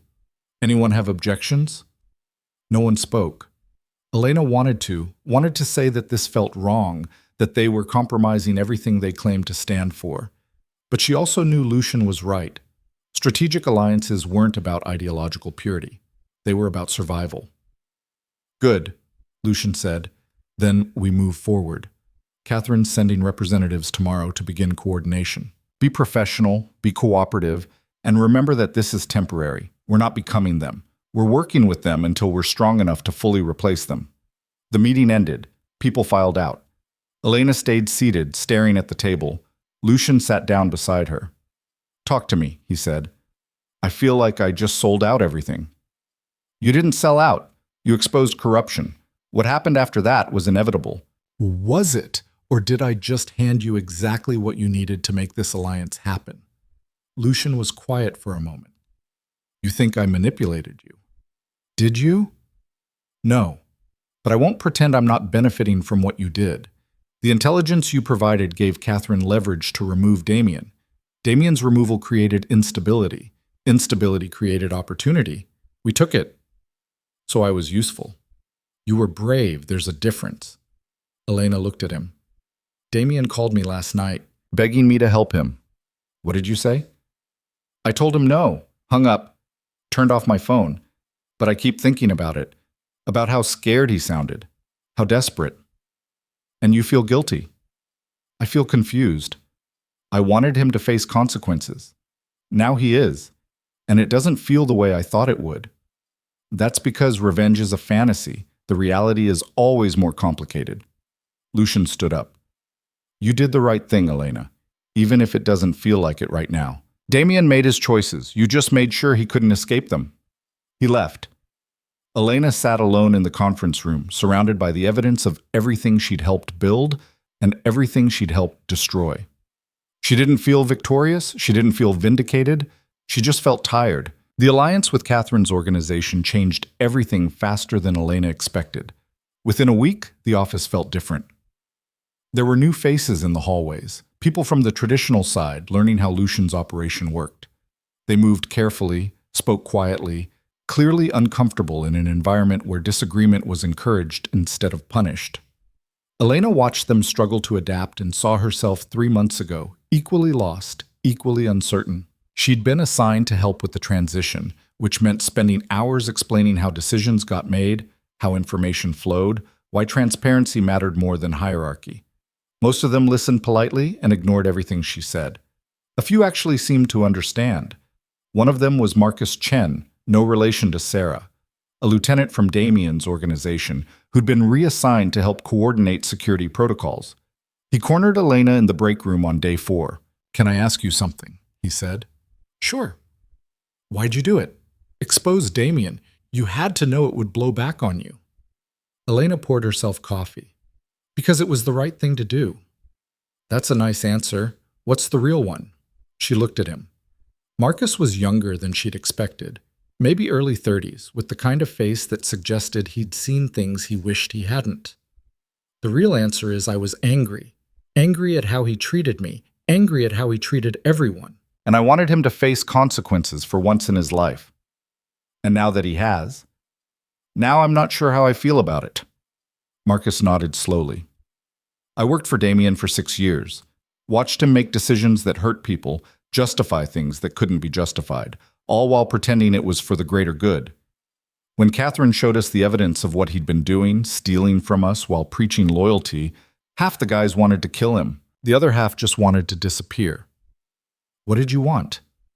"I wanted to understand how someone could be that hypocritical and not even realize it, but I don't think he didn't realize it. I think he just didn't care."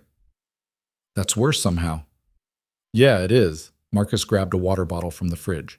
"For what it's worth, I'm glad you exposed him. Most of us are. We're just not sure what comes next." "That makes 2 of us." Over the following weeks, Elena watched the organizational merger play out in real time. Catherine installed new leadership in her organization, people who understood that the old ways were dying and adaptation was the only path forward. Some of Damien's former lieutenants quit rather than work under the new structure. Others, like Marcus, stayed and tried to learn. Damien himself disappeared, not literally but functionally. He was still alive, still technically part of the family, but he'd been moved to a property upstate where he couldn't cause problems. Catherine made it clear he was under house supervision, a polite term for comfortable imprisonment. Elena tried not to think about him there, alone, stripped of everything that had defined him. She failed at not thinking about it. "You're doing it again," Sarah said one afternoon. They were reviewing integration reports, tracking how the 2 organizations were learning to work together. Staring into space, guilt spiraling. "I'm not guilt spiraling. You absolutely are. You get this look, like you're trying to solve a math problem that doesn't have an answer." Elena set down her pen. "Do you think we did the right thing? Aligning with Catherine? Strategically? Yes. Morally? That's more complicated." "How so?" "We spent years positioning ourselves as the alternative to traditional organizations. Then the second it became convenient, we partnered with the biggest traditional organization in the city. That's hypocrisy. Or pragmatism. There's a fine line between the two." Sarah leaned back in her chair. "But here's what I know. The alliance is temporary. 6 months of mutual protection, 2 years of consultation. After that, we're positioned to either absorb Catherine's organization or split off completely, but from a position of strength instead of vulnerability. Lucian's playing the long game." "And what happens to all the people who trusted Catherine, who believed in the old ways? They adapt or they don't. That's not our responsibility. Isn't it? We're the ones forcing the change." "No. We're the ones offering an alternative. They're choosing whether to take it." Sarah gathered her papers. "Elena, you can't save everyone. You can't make this transition painless. All you can do is make sure that when the dust settles, what's left is better than what was there before." That night, Elena couldn't sleep. She kept thinking about Sarah's words, about responsibility and choice, and the difference between the two. She thought about Damien in his house upstate, probably awake too, probably wondering how everything had fallen apart so quickly. Her phone buzzed. A message from an unknown number. I need to see you, please, just once, then I'll never ask again. She knew who it was. Should have blocked the number, should have deleted the message. Instead, she stared at it for 10 minutes before typing back. When? Tomorrow, 2 p.m. There's a park near where you used to live. I'll be there. Elena almost said no. Almost told him to leave her alone, to accept what had happened and move on. But something stopped her. Maybe curiosity. Maybe the need for closure. Maybe just the desire to see if looking at him now would hurt the way it used to. She went. The park was small, mostly used by people walking dogs and mothers with strollers. Damien was sitting on a bench near the fountain, wearing jeans and a jacket that looked wrong on him. Too casual, too normal. He looked thinner than she remembered. Tired. When he saw her, he stood up. You came. I'm here. That doesn't mean this was a good idea. I know. I just needed to see you, to talk, without lawyers or intermediaries or people listening. Elena stayed standing. Talk then. Damien sat back down, gestured to the space beside him. She didn't take it. I've been thinking a lot about what happened, about the choices I made, the way I treated you. And I was wrong. Not just strategically wrong, but fundamentally wrong. About you. About what mattered. About everything. That's a big admission coming from you. I know. I'm not good at this. At admitting mistakes. My whole life I've been taught that showing weakness is the same as being weak. That apologizing is surrender. He looked up at her. But I was wrong about that too. Elena crossed her arms. Why are you telling me this? Because you're the only person who might understand, who might believe that I actually mean it. I don't understand, Damien, and I'm not sure I believe you. Fair enough. He stood up again, paced a few steps. When my mother showed me the evidence you'd given her, I was furious. Not at you exactly. At the situation, at being caught. But also at myself for being so stupid. You were stealing from your own people. I was positioning assets for future use. At least that's what I told myself. But the truth is I was scared. Scared of losing control. Scared that if I didn't have leverage, hidden resources, backup plans, someone would take everything from me. He turned to face her. Turns out I was right. Just not in the way I expected.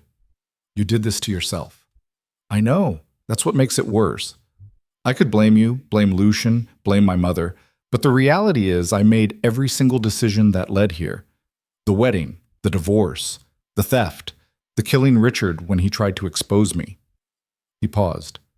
I killed a man because I was too proud to admit I'd been wrong. Elena felt cold. You're confessing this to me because someone should know the truth, the whole truth, not the sanitized version my mother's telling people, not the strategic narrative Lucian's probably building, the actual truth. He sat back down. I'm not a good person, Elena. I'm not even a person who tried to be good and failed.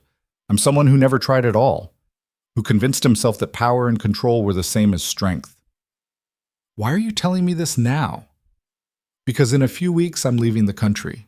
My mother's arranged it. Somewhere I can't cause problems. Where I can live quietly and not be a reminder of everything that went wrong. He looked at his hands. I wanted to see you before I left. To tell you that you were right. About what? About me being a coward. About me being terrified of actually caring about anything. You saw that the night I divorced you. You called it out. And I dismissed it because acknowledging it would mean admitting you knew me better than I knew myself. Elena sat down finally, not next to him, but on the other end of the bench. I don't forgive you. I'm not asking you to. Good. Because I can't. What you did to me, what you did to Richard, what you did to everyone who trusted you, that's not something that gets forgiven with an apology and a confession. I know. They sat in silence for a while. People passed by, oblivious to the weight of the conversation happening on the bench. A dog barked. A child laughed. Normal life continuing around them. Can I ask you something? Damien said finally. Maybe. Are you happy? Working for Lucian. Building whatever it is you're building. Elena thought about it. Was she happy? She was useful, valued, part of something that felt meaningful, but happy was complicated. I'm less miserable than I was. That's probably the best I can hope for right now. That's honest. It's all I have left, honesty. Everything else got burned away. Damien nodded. I'm glad you're doing well, or at least better. You deserve that. Don't what? Don't try to be noble now. It doesn't suit you. He almost smiled. Almost. You're right, sorry. Old habits. They sat for another few minutes, then Elena stood up. I should go. Yeah, you should. He stood too. Thank you. For coming. For listening. For not having me killed when you probably could have. I'm not you, Damien. I don't solve problems by eliminating people. No, you're better than that. You always were. Elena walked away without looking back. She made it 3 blocks before she had to stop, lean against a building, and just breathe. The conversation had been surreal. Damien admitting fault, showing actual remorse, being vulnerable in a way she'd never seen. Part of her wanted to believe it was genuine. Part of her knew it didn't matter if it was. He was leaving. She was staying. Their lives had diverged completely. She pulled out her phone and called Lucian.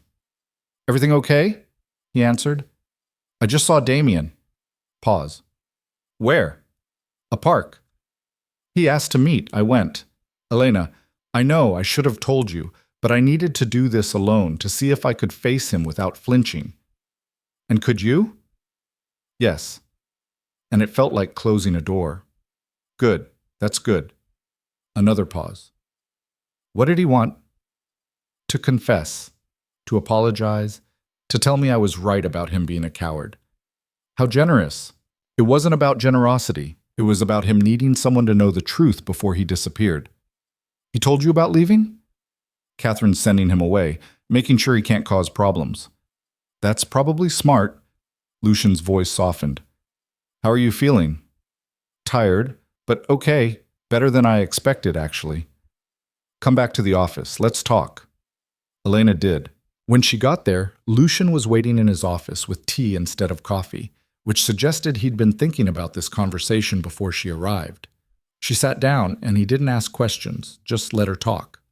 About the meeting. About what Damien had said. About the strange feeling of realizing she didn't hate him anymore. That's growth, Lucian said when she finished. It doesn't feel like growth, it feels like exhaustion. Sometimes they're the same thing. You spent so much energy being angry at him, now you're not. That's space for something else. Like what? Like figuring out what you actually want. Not what you want because he took it away. Not what you want to prove to him. What you want for yourself. Elena looked at him. Is this a professional conversation or a personal one? Can't it be both? I don't know. Can it? Lucian smiled slightly. I've been thinking about that a lot lately. About the line between professional and personal. How working together complicates things. Things like what? Like the fact that I respect you professionally, but I also care about you personally. And I'm not sure how to navigate that without making things weird. Elena felt her heart speed up. Are you saying what I think you're saying? I'm saying I value you as a colleague, as someone who's helped build something important, but also as someone I'd like to know outside of strategy meetings and organizational charts. That's a very diplomatic way of saying you're interested. I'm trying to be respectful, given the power dynamic, given everything you've been through. Elena set her tea down. Lucian, I appreciate the caution, but I'm not fragile. I'm not going to break if you're honest with me. Then here's honesty. I've been attracted to you since the first time we talked at the cafe. I've watched you grow from someone terrified and angry into someone confident and capable. And somewhere in that process, my professional respect turned into something more personal. How much more personal? Enough that I think about you when I'm not working.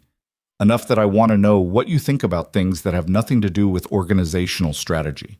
Enough that having this conversation is making me nervous, which almost never happens.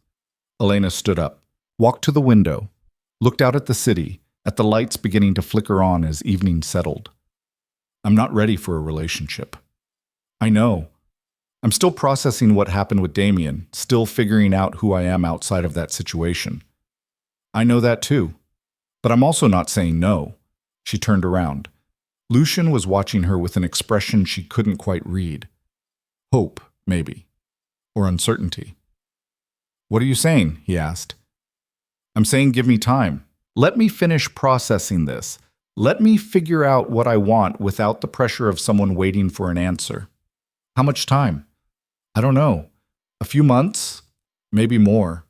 Is that okay?" "It's more than okay. It's smart." He stood up. "Elena, I'm not going anywhere. Take whatever time you need. And if the answer eventually is no, if you decide that this isn't what you want, I'll respect that. And if it's yes, then we'll figure it out together." The next few months passed in a blur of work and transition. The alliance with Catherine's organization held, though there were tensions. Some of the traditional people couldn't adapt to the new methods and quit. Others thrived, bringing decades of experience to an operation that had been built on theory more than practice.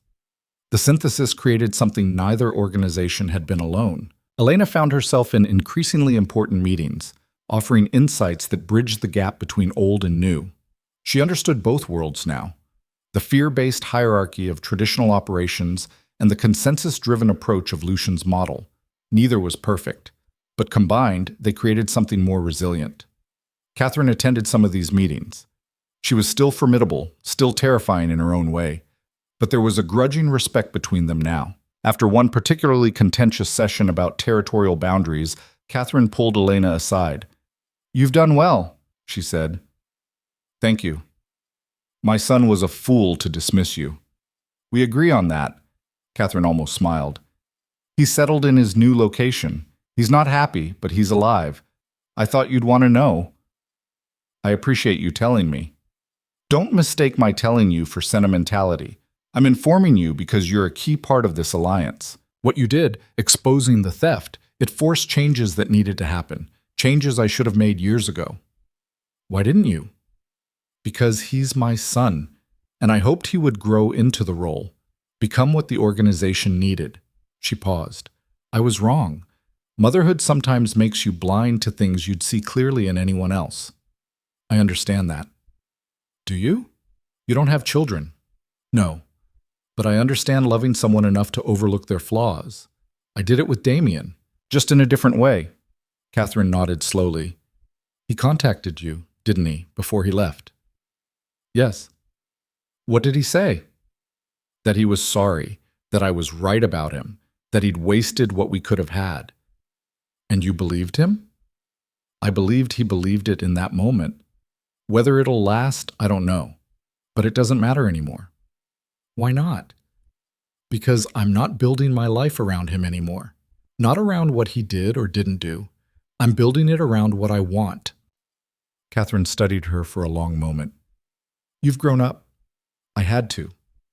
6 months after the alliance began, Lucian called a meeting of the senior team. Everyone gathered in the main conference room, which had been renovated to accommodate the larger combined leadership. He stood at the head of the table, looking more relaxed than Elena had seen him in months. "The protection period ends tomorrow," he said. "According to our agreement with Catherine, we're now free to operate independently or extend the relationship on new terms.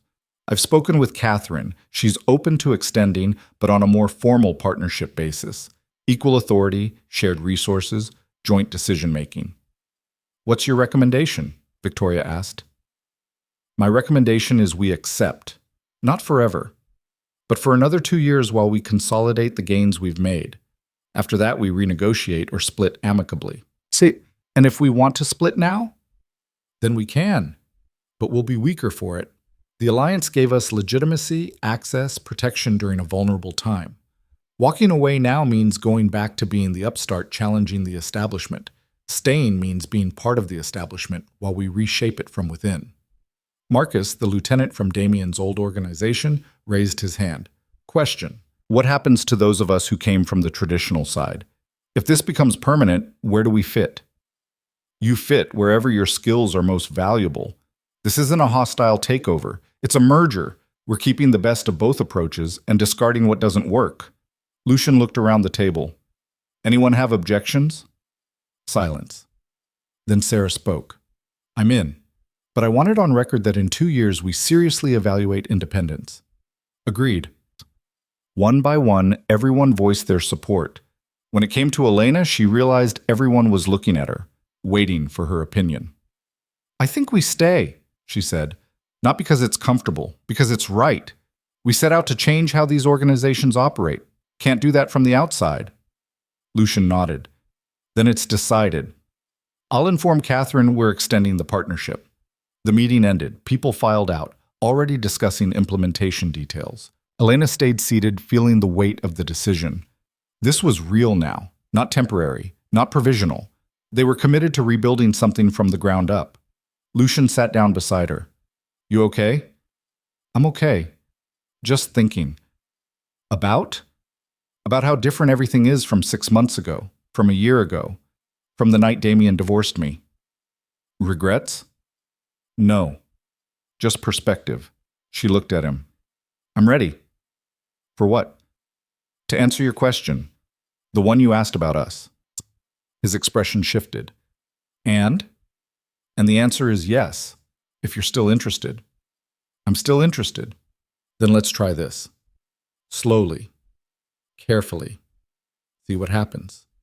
Lucian smiled, genuinely smiled, and it transformed his face. "I can work with slowly and carefully." They didn't kiss, didn't make a big declaration, just sat together in the conference room as the evening light faded, talking about everything except work, about books and movies and the kind of normal things that normal people talked about. It felt strange, good strange. For the first time in a year, Elena felt like she was building towards something instead of running from something. The foundation was still shaky. There were still problems to solve, tensions to manage, threats to address. But she had people she trusted, work that mattered, a future that was hers to shape. 3 months later, Catherine announced her retirement. She'd been planning it quietly, grooming new leadership, ensuring the transition would be smooth. She called Elena to her estate one last time. "I'm leaving this in capable hands," Catherine said. They were in her garden, the same one Elena had seen during that first terrifying visit. "Yours, in part. I'm not running the organization. Not directly, but your influence is throughout it. The changes you helped push through, the integration you facilitated. You're more central to this than you realize." "I was just doing my job." "You were doing much more than that. You were proving that people can change, that organizations can evolve, that the old ways don't have to be the only ways." Catherine paused. "My son never understood that. He thought power was about control, about making people fear you. But you understand it's about trust, about giving people reasons to follow instead of forcing them to obey. I learned that from Lucian. And you taught it to us. That's the exchange that matters." Catherine handed her an envelope. "This is for you. Don't open it now. Open it later, when you need a reminder of what you accomplished." Elena took the envelope. "What is it?" "Read it and find out." That night, alone in her apartment, Elena opened the envelope. Inside was a handwritten letter, Catherine's precise script covering 2 pages. It detailed everything Elena had contributed to the transition. Not just the intelligence about Damien, but the countless hours of bridge building, the patient explanations, the willingness to see value in both old and new approaches. At the end, Catherine had written something that made Elena's throat tight. "You came to us broken, discarded by my son, convinced you were worthless. You leave us having reshaped an entire organization through nothing but intelligence, courage, and the refusal to accept that being thrown away meant you had no value. That transformation is more impressive than anything I've accomplished in 40 years. Thank you for showing all of us what strength really looks like." Elena read it 3 times. Then she folded it carefully and put it in a drawer where she kept things that mattered. 1 year after the wedding that had lasted 4 hours, Elena stood in the same office building where she'd first met Lucian's team, but now it was her office too. Her nameplate was on the door. Her ideas were in the strategic plans. Her voice mattered in rooms where decisions got made. Lucian found her there, staring out the window at the city. "Penny for your thoughts?" he asked. "Just thinking about how much has changed. For better or worse?" "Definitely for better." She turned to face him. "Do you ever wonder what would have happened if I hadn't called you that day? If I just accepted Damien's settlement and disappeared?" "I think about it sometimes." Then I remember that you were never going to disappear. You're too stubborn for that. Is that a compliment? It's an observation. Also a compliment. Elena smiled. I used to think being thrown away by Damien was the worst thing that could happen to me. And now?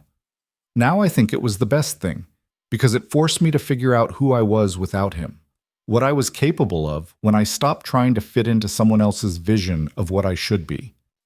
Lucian crossed the room, stood beside her at the window. For what it's worth, I'm glad he was too stupid to see what he had. Because otherwise I wouldn't be here. Exactly. They stood together, watching the city move below them.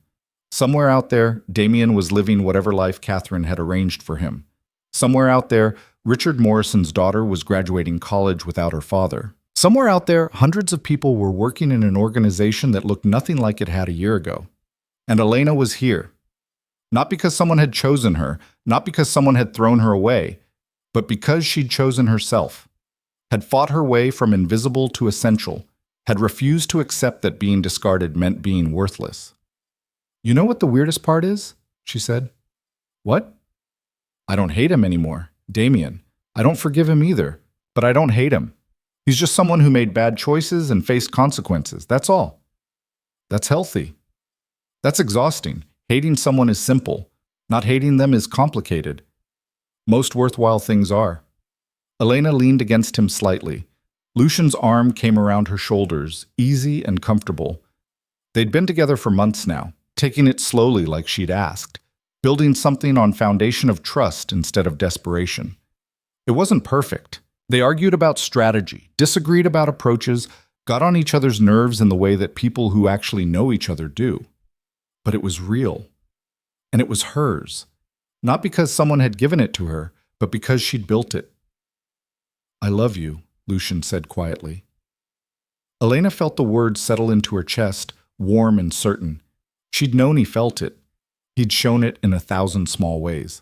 But hearing it said out loud was different.